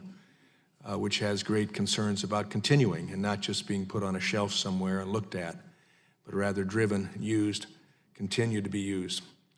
And so, Mr. Zimmer, with those statements, I'd like to ask you a question and then open it up to any others who would address it, though it may be out of your purview. This question: how will this current draft legislation impact small engine manufacturers like Harley-Davidson and the boating industry, Evinrude, Mercury, et cetera, and the classic and antique vehicles as well?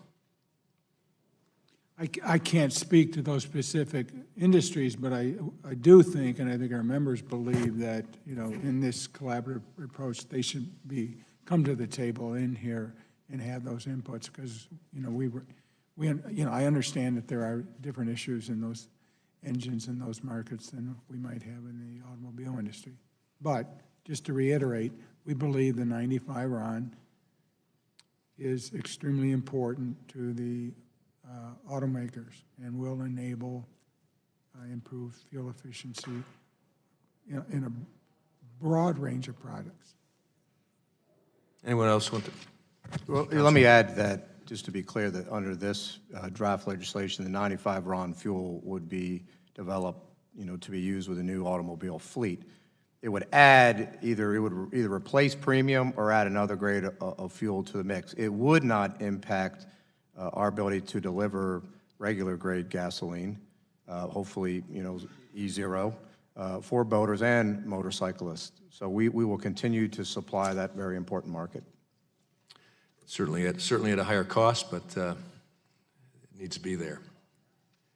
Mr. Zimmer, you mentioned that misfueling devices beyond nozzle size are available. What are those, and should they be required? It's a very, very, very important topic to the car makers, our misfueling in this area. And historically, we've addressed, when we went to unleaded, we addressed misfueling with nozzle sizes, and that's in the current proposal. This can be, I think it's quite complex, because of the retail market. I think the retailers could talk about the multi-use pumps and stuff like that, but we think there is technology out there that might be, very robust in this area, and we would encourage, in-depth discussion there, and that's basically communications between the fueling pump and the vehicle, and we think that's probably something that's doable. We think it's probably a good option, and we would encourage people to look at it. We'd be very happy to work with. Would require a lot of flexibility, and then consideration of defeat devices also. Excuse me? I would assume it would require a lot of flexibility, and then syncing up an understanding with defeat devices that could be part of the problem. Yes, sir, and the draft, the discussion draft addresses that, and we would endorse that. In fact, there are a group of us who've been working on misfueling prevention for a while, and that includes the autos, retailers, the jobbers. I think there's probably a way through this. The question is cost. The equipment manufacturers have indicated to us a cost of something under $300 per pump for a multi-product dispenser that dispenses all 3 products or 4 products, whatever, through a single hose. That's it. But this is addressable, I believe, and one of the things we're holding off on is I know what Gil Barco's told us. I want to actually see it. I want to see an invoice for it. So, thank you. Gentleman's time expired. Chair now recognizes the gentleman from Georgia, Mr. Carter, for 5 minutes.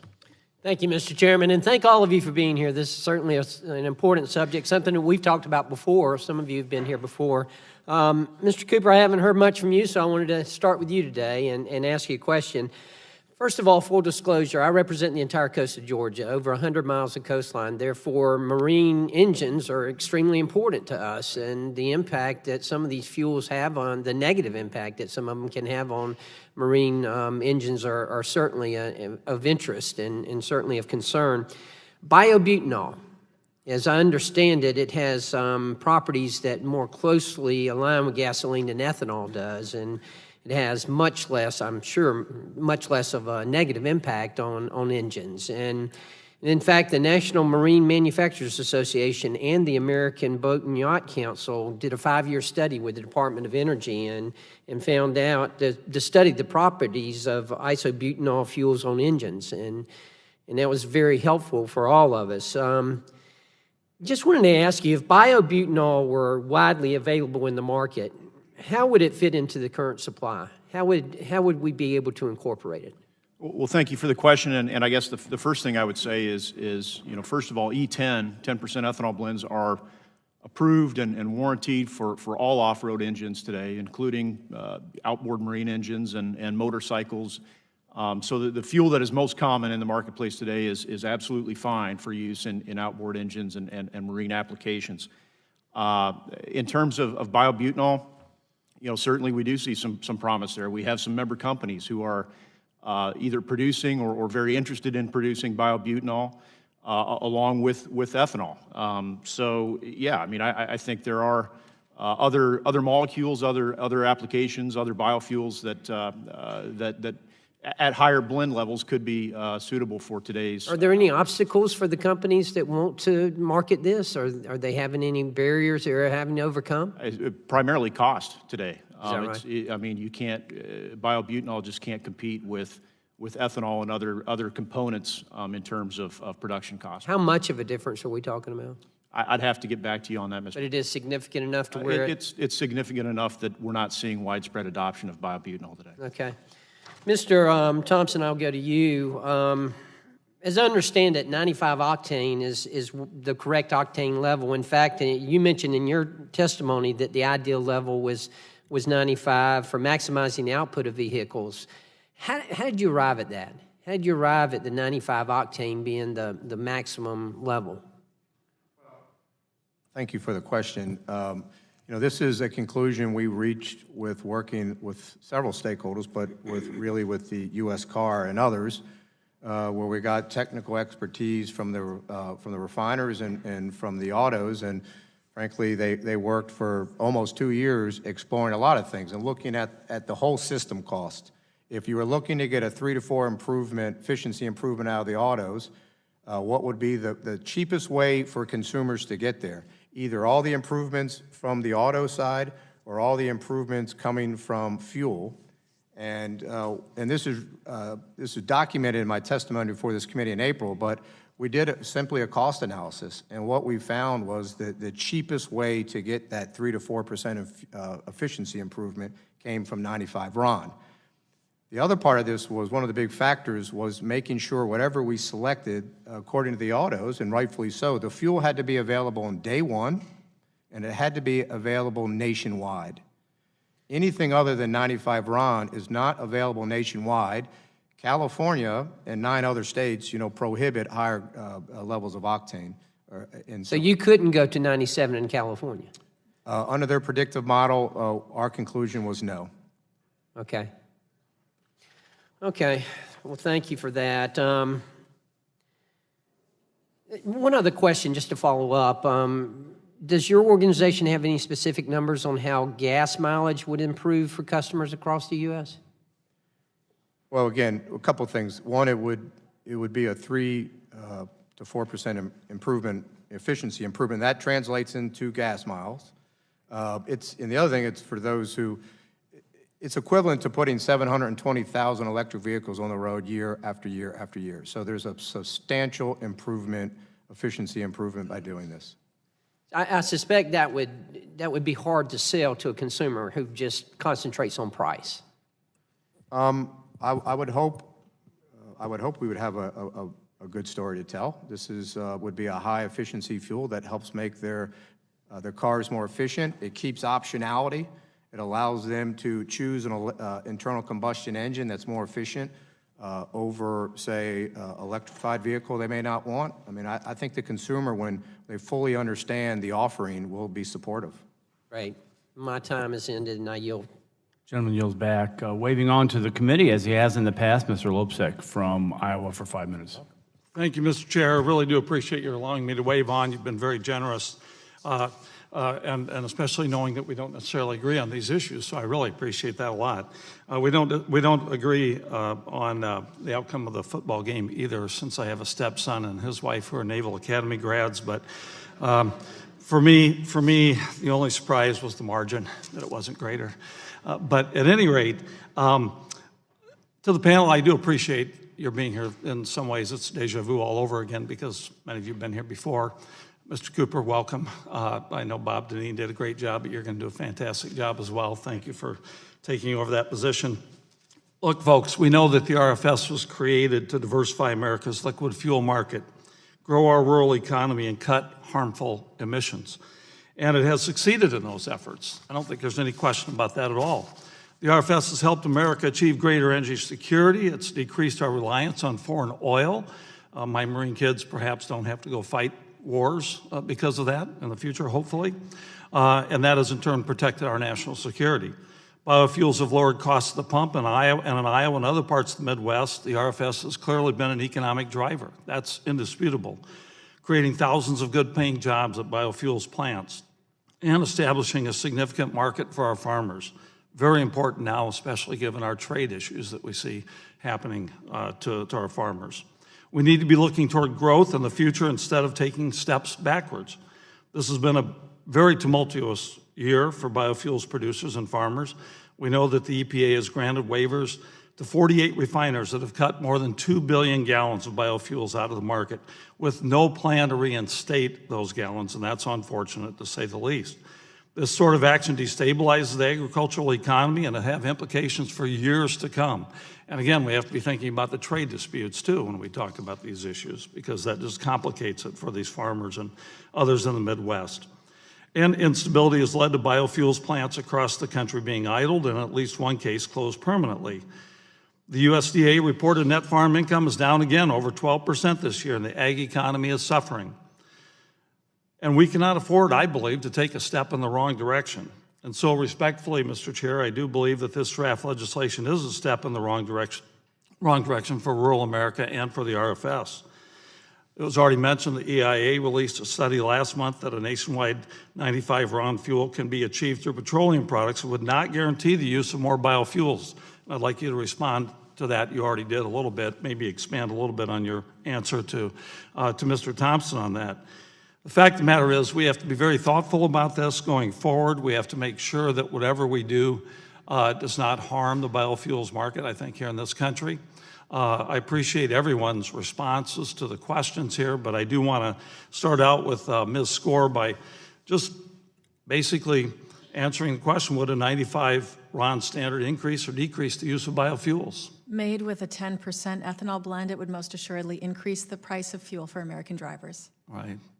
And Mr. Cooper, would you like to elaborate a little bit? I don't know if you have more to say about your response to Mr. Thompson about the... Well, I think, again, some of the key points that came out of that study for us, and it was commissioned by EIA, but it was conducted by Baker and O'Brien, which is a well-known consulting firm that does lots of work for the oil industry. So these guys know what they're talking about. And a few of the key points that really rose to the surface for us was that, there wouldn't be hardly any incremental increase in the cost of producing 95 RON at the existing fleet of refineries to meet the 95 RON requirement in the first year of the program, 2023, but also longer term. It just said there wouldn't really be a need to increase ethanol blending at all to meet that requirement.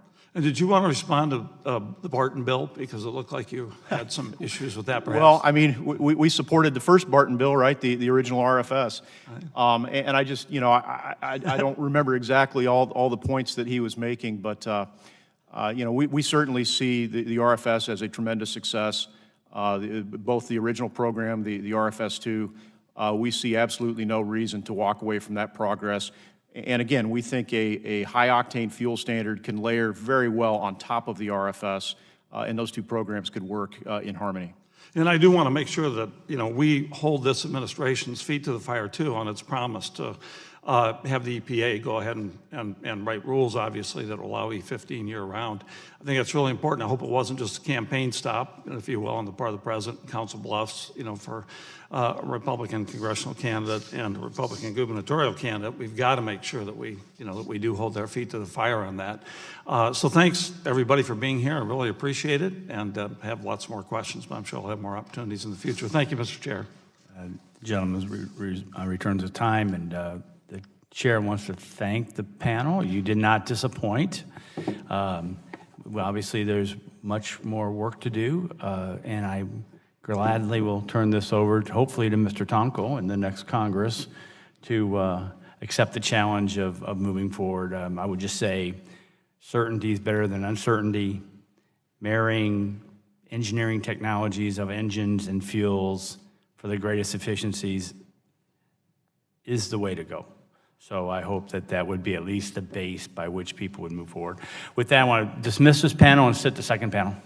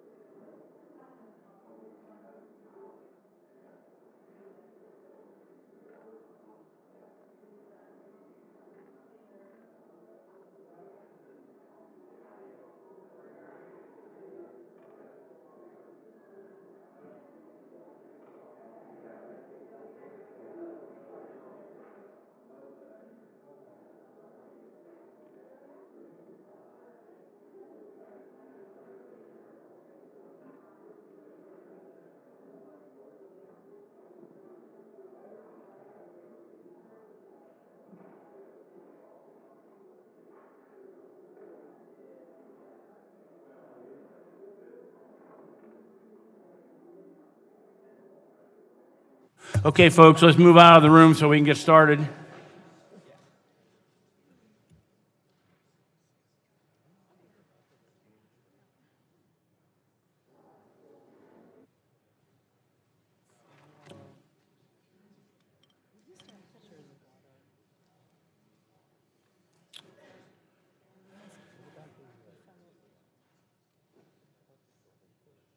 We want to thank our witnesses for being here today and taking the time to testify before the subcommittee. As you observed, it's still a very energetic discussion, questions, answers, and we would expect no less from this panel either. Today's witnesses will have the opportunity to give opening statements followed by a round of questions from members, and I will introduce you as I call you to testify. And we would like to start with Mr. Brooke Coleman, Executive Director at Advanced Biofuels Business Council. Brooke, you're recognized for 5 minutes. Welcome. Thank you. Thank you. Still good morning, I think. Chairman Shimkus, Ranking Member Tonko, members of the subcommittee, my name is Brooke Coleman. I am the Executive Director of the Advanced Biofuels Business Council. We represent worldwide leaders in the effort to develop and commercialize cellulosic biofuels, ranging from cellulosic ethanol made from agricultural residues to advanced biofuels made from sustainable energy crops and municipal solid waste. Let me start by thanking the committee and staff for deliberating what we know is a tough issue, the renewable fuel standard, and more generally, the need to curb or at least bring competition to the pump with regard to fossil fuels. The RFS is a political lightning rod, not because it is flawed, but rather because it is creating competition that incumbents do not want to see and drives the growth of now the largest renewable energy sector in the country. As the RFS pertains to the industry I represent, the cellulosic biofuels industry, an underpinning of the political case against the RFS is the allegation that we have failed to deliver on the promise of cellulosic biofuels. What has actually happened over the last 10 years is our industry has gone from the technological development phase to the commercial deployment phase as promised. But in order to build plants and scale, the RFS must be enforced, and in many recent years, the RFS was not enforced at all.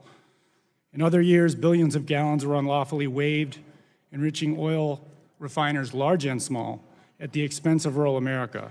This level of unpredictability pushes innovators outside of the country, and that's what has happened as we watch China, Brazil, Canada, even Romania, and other countries now beat us to the punch on cellulosic biofuels development. So what's the solution? I think it's a fair question. While we appreciate the committee's work in trying to find one, we cannot support this particular one as constructed. There are two primary pieces to successful biofuel deployment: the impetus to produce the fuel on the front end and the ability for consumers to access it on the back end. The RFS does both at the same time. It encourages production by requiring blending, and it enforces a RIN system on the back that rewards those who make investment to deliver more biofuel to the consumer. It's a very simple system. The discussion draft more explicitly requires market readiness for biofuels as it relates to vehicles, fuel dispensers, and important regulatory updates like RVP. That's a good thing. But it offers explicit market readiness at the expense of the upstream policy that would allow more biofuels to flow through updated hoses and regulations and into vehicles. Ideally, a free market provides the impetus to produce biofuels, but as we have seen for decades with ethanol, beating the incumbent on price does not guarantee demand because motor fuel markets are not free markets. Replacing the cure for this problem in the RFS with an octane standard is the equivalent of an open invitation for the oil industry to use less biofuel and increase carbon emissions in the process. Earlier this month, the EIA, on a report that we've talked about already, confirmed what the oil industry has previously admitted, that a 95 RON standard could be easily met with minimal refinery upgrades. The truth is, and we haven't talked about this, we've done this before.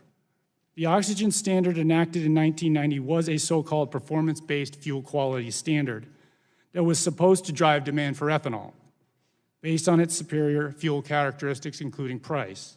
It didn't because the oil industry prefers to control the entire motor fuel gallon by purchasing octane from themselves. So instead of ethanol, we got MTBE, a fuel additive that polluted America's drinking water and had some small towns trucking drinking water into local schools. Unfortunately, the discussion draft offers a similar dynamic as it pertains to advanced biofuels. The act would establish a more automated system when it comes to setting and enforcing advanced biofuel standards. In theory, this system would provide more predictability for innovators. That is a good thing. But it offers predictability by tying the volume standard to the actual production in the prior year. The problem with setting the cellulosic biofuel standard based on prior year production is it puts the growth trajectory of cellulosic biofuels into the hands of our competitors in the oil industry. This is true because in order to secure investment to build capacity, our industry has to be able to show likelihood of demand. In the absence of a free market and with an RFS phase-out, we would have to show some sort of commitment from the oil industry to buy cellulosic biofuel. If the oil industry knows it can control the cellulosic biofuel to secure financing, if the oil industry knows it can control cellulosic biofuel development by avoiding those commitments, and that federal law now rewards that behavior with greater market control, that's what they will do. We continue to believe that the solution here is not legislative. There is already an administrative effort underway to address RVP. We can do many of the things to create certainty from a forecasting perspective inside of existing law. We appreciate the opportunity to be here today. Mr. McAdams, you're recognized for 5 minutes. Chairman Flores, Ranking Member Tonko, Congressman Olson, Chairman Shimkus. I'm delighted to once again appear before you to testify on the importance of federal policy in furthering the development of next-generation sustainable renewable fuels. On behalf of the membership of the Advanced Biofuels Association, I want to personally thank Chairman Shimkus and Congressman Flores for your courage and leadership in providing an RFS draft reform package. The countless hours that members on both sides of the aisle have spent attempting to craft a middle ground to update and revise the focus of the delivery of second-generation advanced fuels is long overdue. In spite of the best intentions, it is clear that the current statute needs updating if we are to enable the technologies to move forward and produce the volume of fuels which were envisioned by the original authors of the law. That renewed focus is particularly relevant given the recent release by the administration's warning on the impacts of climate change and the containment of the most destructive wildfire in California's history. In addition, the continued growth in aviation, which is currently doubling every 15 years, along with the new global carbon targets for international airlines, will drive the need for these fuels moving forward. These advanced fuels will provide an alternative to higher carbon fuels in our future, as noted by the government's recent climate report. However, as I have testified before, there are numerous barriers to entry under the current RFS program that specifically disadvantage advanced biofuels. My written testimony goes into specific recommendations in more detail. Previously, I provided you 21 of them. But I'd like to highlight a few potential reforms as well as offer some comments on the recent draft bill introduced by Congressman Shimkus and Congressman Flores. First and foremost, you consider making changes to the RFS, we would urge Congress to take the politics out of the equation as much as possible by making the RFS a rules-based system. Therefore, we support the provisions in this bill that would base the annual RVO on the previous year's actual production, queuing up mid-year and in-year volumes, which would set the RVO for the future, and that would thereby set a mandate for the obligated parties.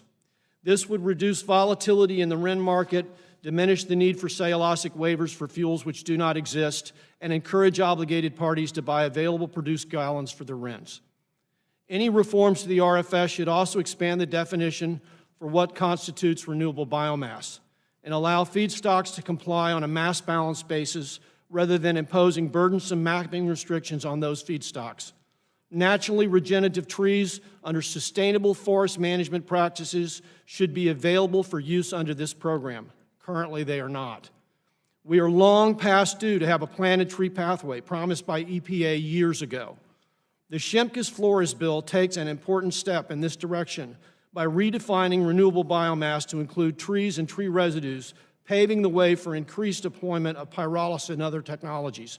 By the way, the 3 current cellulosic plants being in the United States, which we represent, are all pyrolysis technologies. We support the bill's efforts to pivot the focus on the development of fuels of the future by providing some regulatory certainty for the advanced and cellulosic biofuels and biodiesel through 2032 or longer. We'd recommend you look at the length of the average debt financing, which is 20 years, in lieu of 2032. This time frame is consistent with the standard of the debt term. The steps which you have taken in your draft bill, at a minimum, will send a strong signal to the financial institutions that the federal government supports the development of these fuels of the future by guaranteeing the RIN over a longer time frame. We also suggest you encourage EPA to address the biointermediate issue in the upcoming reset rules proposed this year. Currently, 3 of our members who are building plants would not get a RIN unless this problem is resolved. I have attached a list of other specific recommendations for your consideration, which I believe would all fall under the title of common sense, which will require statutory and changes in order to allow EPA to make this program more economically and administratively efficient. Again, on behalf of all of our members, we want to thank you for your leadership and urge the members of this committee to seriously consider making the reform of this program a priority in the coming year. Thank you, and I look forward to answering your questions. Thank you, Mr. McAdams. I think we can all agree on having common sense titles in our bills. I think that's a good start. Ms. Bracci, you're recognized for 5 minutes for your opening comments. Thank you, Mr. Chairman, Chairman Shimkus, Ranking Member Tonko, members of the subcommittee. I appreciate having the opportunity to testify today on behalf of the Coalition for Renewable Natural Gas. Renewable natural gas, or RNG, is derived from biogas captured from organic waste streams at landfills, wastewater treatment facilities, and from anaerobic digestion of agricultural waste. The captured biogas is refined to meet fuel quality standards that make RNG indistinguishable from natural gas. The fuel is fully fungible in our nation's existing infrastructure and can be readily used in natural gas vehicles. More than 25% of the nation's medium and heavy-duty natural gas vehicles are fueled by RNG. RNG qualifies as a cellulosic biofuel under the Renewable Fuel Standard. It reduces life cycle greenhouse gas emissions by 80% or more compared to conventional diesel fuel. In fact, the RNG industry provides more than 95% of the fuel used to meet the program's cellulosic biofuel requirements today. The production and use of RNG has grown significantly since it was included in 2014 as a cellulosic biofuel. The industry has developed over 45 production facilities, and there are over 50 projects currently under construction or consideration. RNG production for transportation fuel grew from approximately 33 million ethanol equivalent gallons in 2014 to 240 million gallons in 2017. That's more than a 620% increase in the 3-year period. This growth has put the industry on track to exceed EPA's production estimate from 2018. Each RNG project creates 173 direct or indirect jobs and attracts between $10 million and $70 million in capital investment. In sum, the RFS has resulted in a growing, vibrant domestic RNG industry that is converting waste into growing volumes of domestically produced cellulosic biofuel that is good for the environment. And that sounds like a win-win policy to us. As I mentioned earlier, the RNG Coalition is pleased to provide initial feedback on the discussion draft. The RFS is a complicated, multifaceted program, and statutory changes should be carefully vetted given the impact they can have on stakeholders who've made significant capital investments. The RNG Coalition recognizes the subcommittee's diligence in looking at this issue. The RNG industry supports the RFS program as a way to increase domestic production and use of advanced biofuels and, in turn, address the nation's energy and environmental policy objectives. This methodology used to set volume obligations under the RFS program should be consistent with this approach. Volume targets going forward should be realistic and attainable. They should also be structured in a way to encourage steady growth of advanced biofuel production. Under current law, the RFS program does not lapse. Beyond 2022, the EPA administrator sets the program's volumes based on 6 statutory factors. The discussion draft would sunset the RFS program for advanced biofuels after 2032. RNG projects require significant capital investment and deployment in new infrastructure. They often involve a 20-year offtake agreement with feedstock providers. A long-term RFS program provides a policy framework that attracts the capital needed to develop new RNG projects. Conversely, a premature sunset of the RFS program's advanced biofuels requirements could chill investment in new RNG projects, which could undermine the overall policy objectives of the RFS program. The discussion draft would also modify how the volume targets for advanced biofuels are set. It would use the previous year's production data to set annual use requirements for advanced biofuels. While the RNG Coalition recognizes the desire to provide certainty in the volume setting process, this approach could have the unintended consequence of causing advanced biofuel production to stagnate or potentially contract. The RNG Coalition wants the RFS program structured in a way that promotes steady, sustainable growth in the advanced biofuels marketplace. Mr. Chairman, Chairman Shimkus, Ranking Member Tongo, again, I appreciate the opportunity to testify. The RNG Coalition recognizes the hard work and effort that this subcommittee has made to tackle what is admittedly a very, very difficult issue. There are significant benefits associated with the expanded domestic production and use of RNG, and we remain willing to work constructively with you going forward to achieve the RFS program's worthwhile policy goals. And I'd be happy to answer any questions you may have. Thank you. Mr. Fialkoff, you're recognized for 5 minutes for your opening comments. Good morning, Mr. Chairman. Chairman Shimkus, Ranking Member Tonko, thank you very much for inviting me to testify today. It's really a privilege to be here with you. My name is David Fialkov. I am the VP of Government Relations at NATSO, which is a national trade association representing really off-highway fuel retailers, from large multi-billion-dollar travel center and truck stop chains to smaller independent single-store mom-and-pop type operators. Most of our members sell gasoline. Many of them blend ethanol. My testimony this morning, however, will focus primarily on diesel markets and opportunities for Congress to incentivize diesel retailers to incorporate increasing amounts of advanced biofuels, such as biodiesel, into the nation's diesel fuel supply. The RFS, which this bill would reform, has largely been successful in doing this. Over the last decade, for example, biodiesel has grown tremendously. And the reason for that is that the RFS creates a mechanism whereby diesel retailers can offer fuel to truck drivers for less money the more biodiesel that they incorporate into their fuel supply. And that's really a fundamental component to understand throughout all of this. Retailers are not obligated to blend biofuels under the RFS. They choose to do it. And they only choose to do it if doing so allows them to sell fuel for less money. So in this respect, retailers really function as a surrogate for consumers in assessing advanced biofuels value proposition. And my views on the legislation today, which I will share, are simply designed to help you enhance advanced biofuels value proposition. In many ways, the bill moves the RFS in the right direction in this respect. In other areas, it could be improved. Taking a step back, the RFS is really an extraordinary example of Congress and the executive branch sharing authority to implement a program. Mandating such a substantial shift in the composition of motor fuel in the United States is not an insignificant assertion of legislative authority.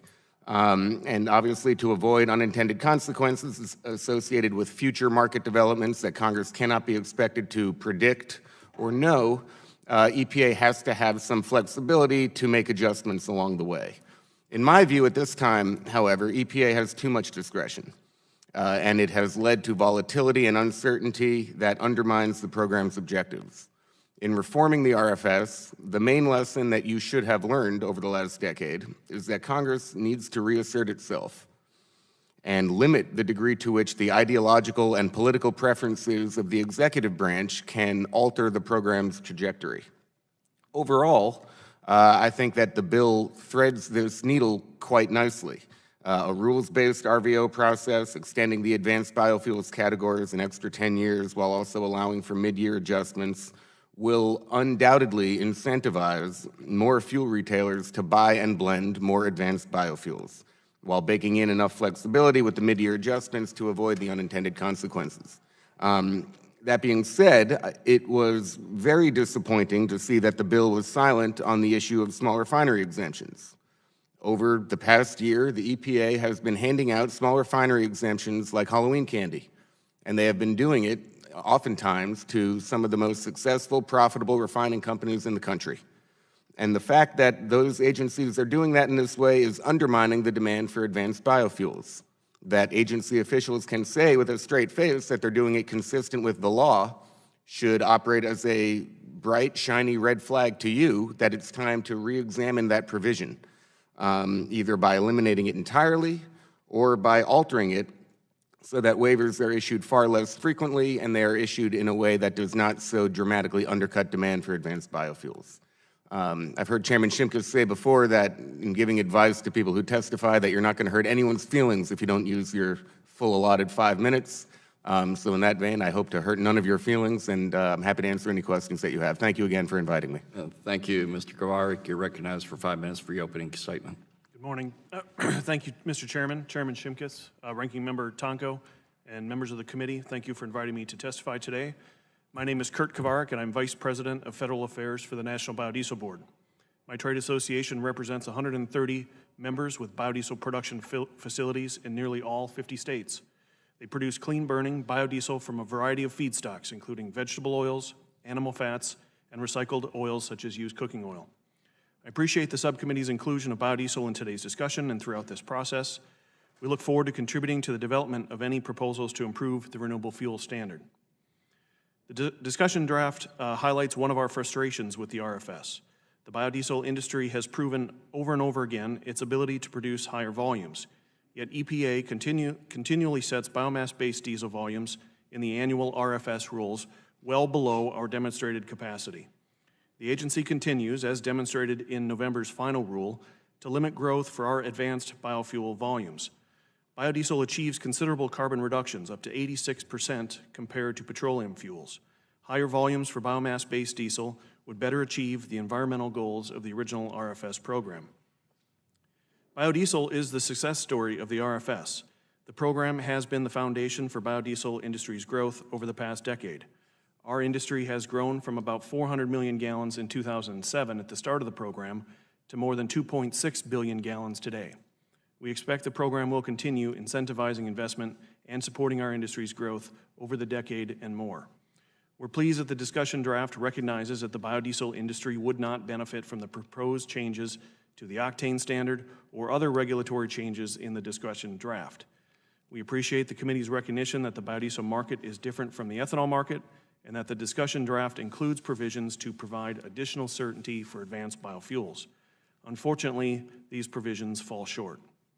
We are concerned that the discussion draft does not incentivize ongoing investments and support predictable year-over-year growth for our industry. The discussion draft would direct EPA to set backward-looking volume requirements. While this may protect existing assets in the near term, it would not drive further investments or growth. One necessary improvement to the draft would be to add achievable, predictable growth for our industry over time. With consistent and predictable growth, the biodiesel industry would have the necessary incentive to make capital investments, develop additional feedstocks, and improve efficiencies. Stagnant or decreasing volumes do not provide any of those incentives. For the biodiesel industry, there is no pressing need to significantly reform or replace the RFS. The program does not end or change drastically in 2022, despite what some have said. The EPA is required to set future volumes for all fuel categories under the same process that has been in place for biomass-based diesel since 2013. The RFS, therefore, has the potential to support our industry's growth beyond 2032, where the discussion draft's support would end. The biodiesel industry continues to grow and to invest under the current RFS because the program, when stable, promises the opportunity for additional growth. We appreciate that the discussion draft would direct EPA to set volumes according to our proven ability to produce, but the draft would be significantly improved if it provided long-term certainty and predictable growth over time. Thank you for the opportunity to testify. Today, on behalf of America's biodiesel renewable diesel industry, I'm happy to answer any questions. Thank you for your opening comments. We appreciate each of your testimony. We're now going to move into the Q&A portion of our hearing. I want to recognize myself 5 minutes for my questions. Mr. Coleman, your testimony claims that the discussion draft will increase gasoline prices because ethanol will not be used by refiners. That's somewhat in conflict with what we heard in the last panel. I think there are some folks that want to argue about the readily available octane enhancers today versus what was available 15 years ago, but I'm interested in developing a current solution. So what's your proposed legislative solution for keeping gasoline prices lower using a high-octane performance standard? So the reason that I made that allegation is that there is no alternative octane to ethanol that is even close to as cheap as ethanol is. And so you either creating a status quo environment or are you putting something in the fuel that is more expensive. You don't have to look very far. If you look at 0% ethanol blends in the market today, they're 40 to 50 cents per gallon more expensive.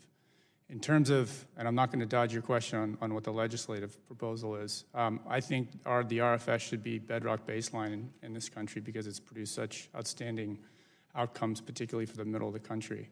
And if you want to get to a cleaner environment give the auto industry what they want, which is cleaner fuel so they can improve emissions, then you do it on top of the RFS. Can you make tweaks to the RFS that make sense? Sure. Dumping the RFS for higher octane will just remove the incentive to use renewability. So how do you set those levels in a declining liquid fuels market? How do you set them where you get them right and you don't somehow create disturbances in the market that harm consumers?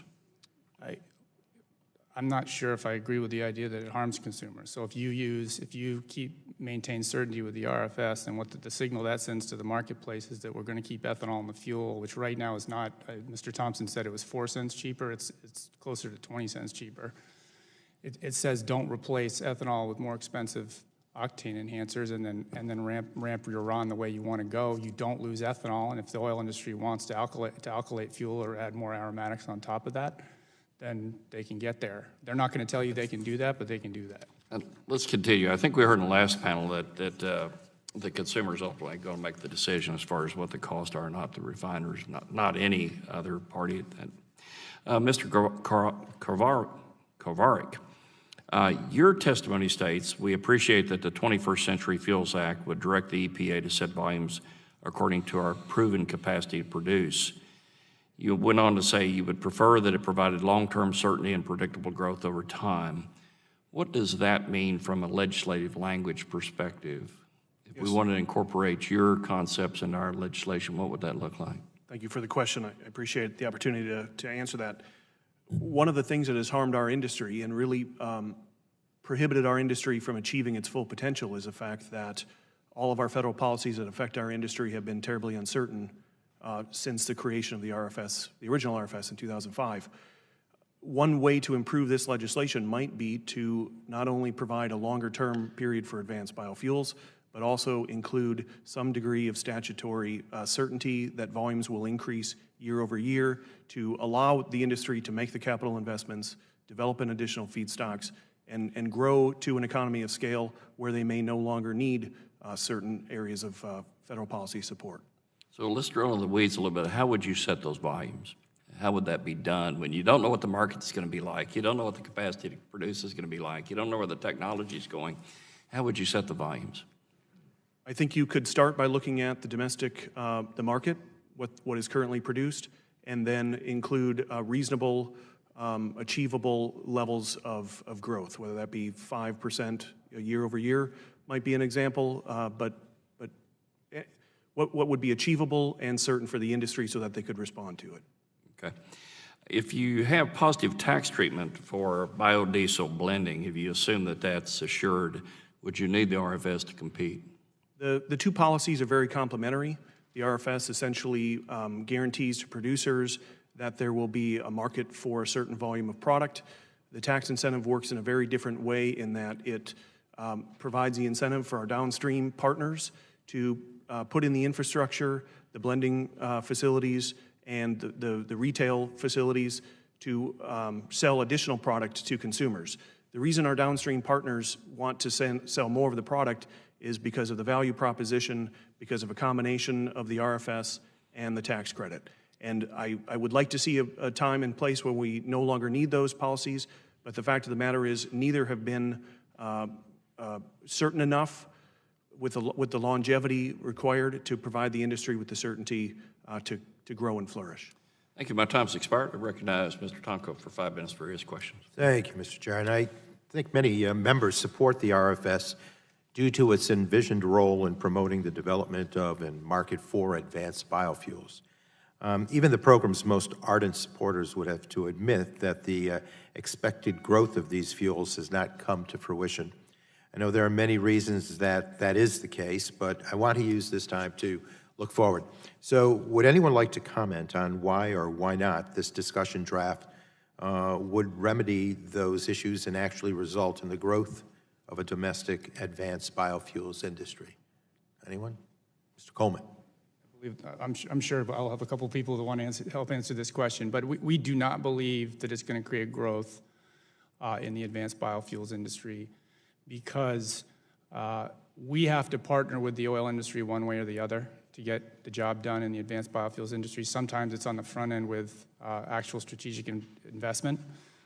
Valero, BP, they've been investors historically in this industry, but inevitably it's also on the back end. You have to be able to show investors that an oil industry is interested in off-taking your fuel in order to build that plant. And if we have a system that automatically predicts incoming gallons based on last year's volumes, the oil industry is simply not going to participate in that process, and you're going to have incremental, if any, growth basically only when the oil industry is completely uninvolved. And the issue that we have had with deployment over the last 10 years, I think this is a point of agreement for all of the advanced biofuels advocacy, is not one of commercial technological development. We're there. It's an issue of scale. And when the program is not enforced for 2 or 3 years in the wake of a 100-year recession, and then we have waivers, we have nothing to look to. So that is where our issues are, and we would ask that we keep pushing on EPA to enforce good law. Anyone else? Mr. I would McAdams. say that the right question is, since you guys are working with a discussion draft here, what can you do to bring those fuels, right? And what I gave you after the last hearing was 21 examples of specific barriers to entry, of definitions and other regulatory regimes that block the future of advanced undesignated fuels and block cellulosic fuels. What this draft does do is it speaks specifically to the wood piece in a way that has never been addressed before, and that is a very positive thing. Let me give you an example. If you, under the current biointermediate regs at EPA, if I am trying to take a pyrolysis plant, which I'm either Ensign, which building a plant in Georgia, or I'm Fulcrum, I'm building a plant in Nevada, or I'm Red Rock, I'm building a plant in Oregon, and I use a woody biomass, and I make a pyrolysis oil, under the current biointermediate standard, I can't co-locate that to co-process into a jet fuel. are into a diesel. And one of the things this hearing's done is it's focused way too much on gasoline and not enough on the fact that we use 55 billion gallons of diesel, and it's the fastest growing commodity in terms of demand going forward, along with jet fuel. So if you want to make billions of gallons of jet fuel to fly the airplanes, because they're not likely to be electric in my lifetime, you're going to need those diesel distillate fuels. And all of these impediments are statutorily driven that need to be addressed in a way. Same thing with waste oil. Same thing with one-cell biological organisms. There's a whole plethora of these things that just prohibit technologies that we never knew existed when we did this bill in '07 that block the entry to these volumes. Thank you. Mr. Fracci. Thanks, Mr. Tonko. So, and I think it's a great question, and I want to share the experience that we've had in the RNG industry, because it's a fairly new experience, but I think that there's some lessons to be taken from that. So our fuel became qualified as a cellulosic biofuel in 2014, and as I said in my statement, I mean, we've seen a 620% growth in the use of the fuel as a cellulosic biofuel. And one of the big things that has spurred that is the RFS program, and it's something at the federal, a decision at the federal level that we're going to prioritize the introduction of advanced biofuels and that reduce greenhouse gas emissions, that's a federal priority from an energy policy standpoint and from an environmental standpoint. But beyond that, what the way that the RFS is structured now is when you set volumes out into the future, it's prospective, so that it allows investors to go and get private sector capital investment to put in the projects. And like I said, when you're doing an RNG project, it's not something you just put up overnight. I mean, you're going to have to go into a 20-year offtake agreement with a feedstock provider to do this. So, as it comes back to the discussion of the discussion draft, I mean, I think that a piece of constructive criticism would be that you really want to have a formula going forward that does drive growth, and you want it prospective looking, because if you just look back at previous production, it could have what I was careful to say is I think an unintended consequence of potentially having production be flat or even contract. Mr. Chairman, could I address this RVO production question? Well, I think I'm going to be asking you that question, so. And I had a question for Mr. Fialko. I'll yield back. This is our last time together, so we're milking it out. So, so let me just go directly to Mr. McAdams, because I want to address this issue about how you set the RVOs. Obviously, you're in the minority at the panel, saying that we should do it based upon, and we've had this discussion about what are we actually producing now, and then you propose a midterm review. So, talk to your federal panelists and why you think that is successfully achieving, I think, what their goals are. Okay, so first of all, we need to realize that the federal court directed EPA in 2013 that they could not put their thumb on the scale. So all three of these guys up on this panel are suggesting that they want to play politics and put their thumb on the scale instead of having a rules-based rule. I disagree with them. So in the case of Mr. Kvorik, if you took the approach that you have put in this bill, Mr. Kvorik would have gotten 2.7 billion gallons of an RVO for the biodiesel industry this year instead of 2.1.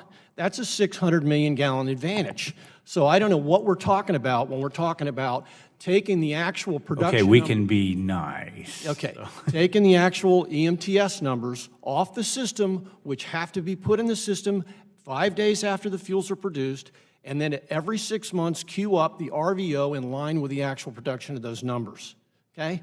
Now, the second reason we should do this is because the oil industry and the obligated parties were allowed to use the waiver credits under the cellulosic standard, and EPA, under the existing statute, which is another reason why we have to change the statute, EPA has taken the position since the beginning of the program that they must issue the same number of waiver credits each year as the RVO.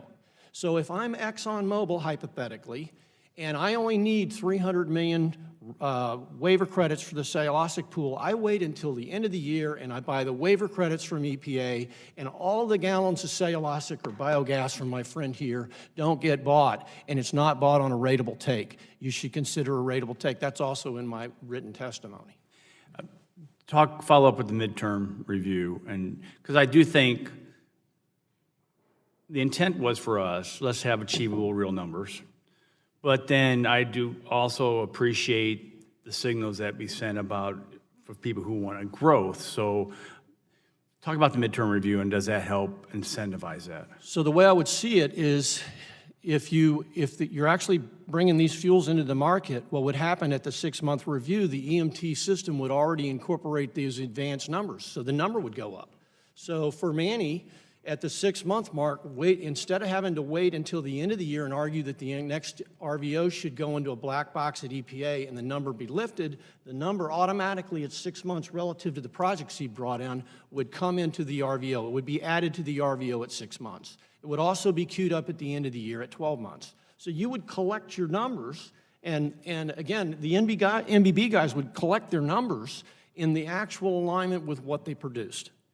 And that has nothing to do with whether the oil industry is going to buy this fuel or not, because David's right, this fuel's going to get bought if the price is right. Okay, let me give a short chance to respond, Mr. Coleman. Very quickly, 2 quick things. We're not opposed to truing up. We've been asking for true up, which is midterm review for quite some time. So that's point one. Point two is So that's a good process of our bill. Yes, that's a good. Very good. Truing up is okay. Ooh, I'm glad we got a good one. Well, there's a comma. Okay, keep going quickly. No, as long as, and this is the short second point, that it's forward-looking. And EPA, the one thing that Mr. McAdams said that wasn't true is we're not asking for a thumb on the scale. After they lost that case, EPA went out and did a good forecasting methodology that's forward-looking. They can do that, have it be completely legal, and do midterm review. Great, thanks. Anyone else? Go ahead, Ms. Fracci. Yeah, and quickly. I'm going to start, Mr. Shimkus, by I'm going to be nice. So here's my here's what I would say, and I really do think that Mike is probably coming at this from a good place, and he's advocating for his members. When we say that there could be potentially be an unintended consequence, let's take a very real world example. So the EPA just came out with the RVO for cellulosic biofuels this year. They're going to set that at 418 million gallons. So prospectively for this year going forward, that's what the biofuel requirement's going to be. If you were doing a look back, it would be, the numbers aren't in final, but it would be around 323 million based on EPA's numbers. So when you're talking about something of the scale that way, when you're talking about trying to drive RNG investment, it's a lot easier to go and get that investment forward looking, having a volume like that, as opposed to looking back and saying, yeah, there's going to be this midterm review process and it may work out, it may not.